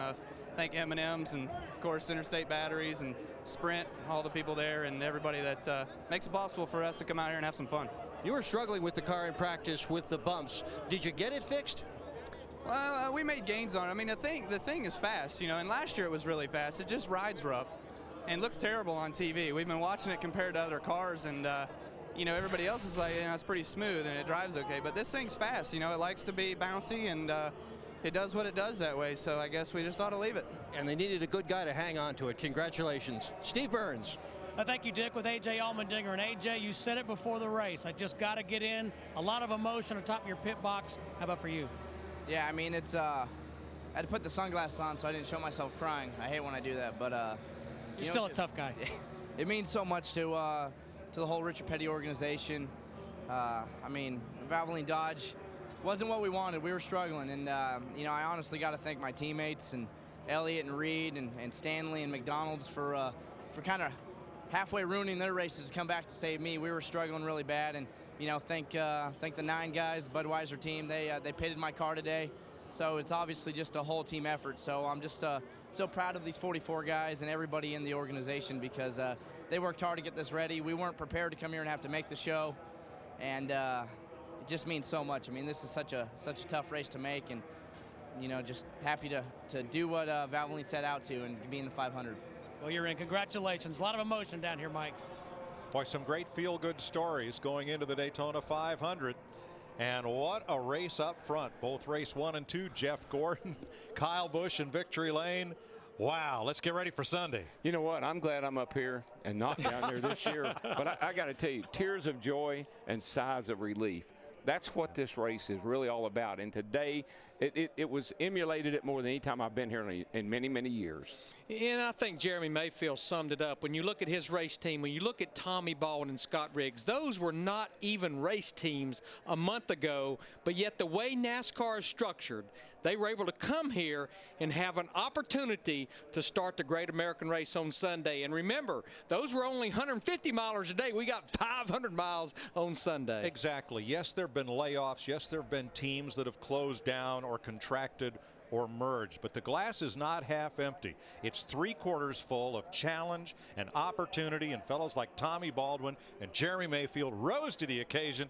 Great stories. It really is. And somewhere in some of those teams, there's somebody saying, why did we sell him that car? That's right. All right, more to come from Daytona as we wrap up the Gatorade Duel that sets the field for Sunday's Great American Race.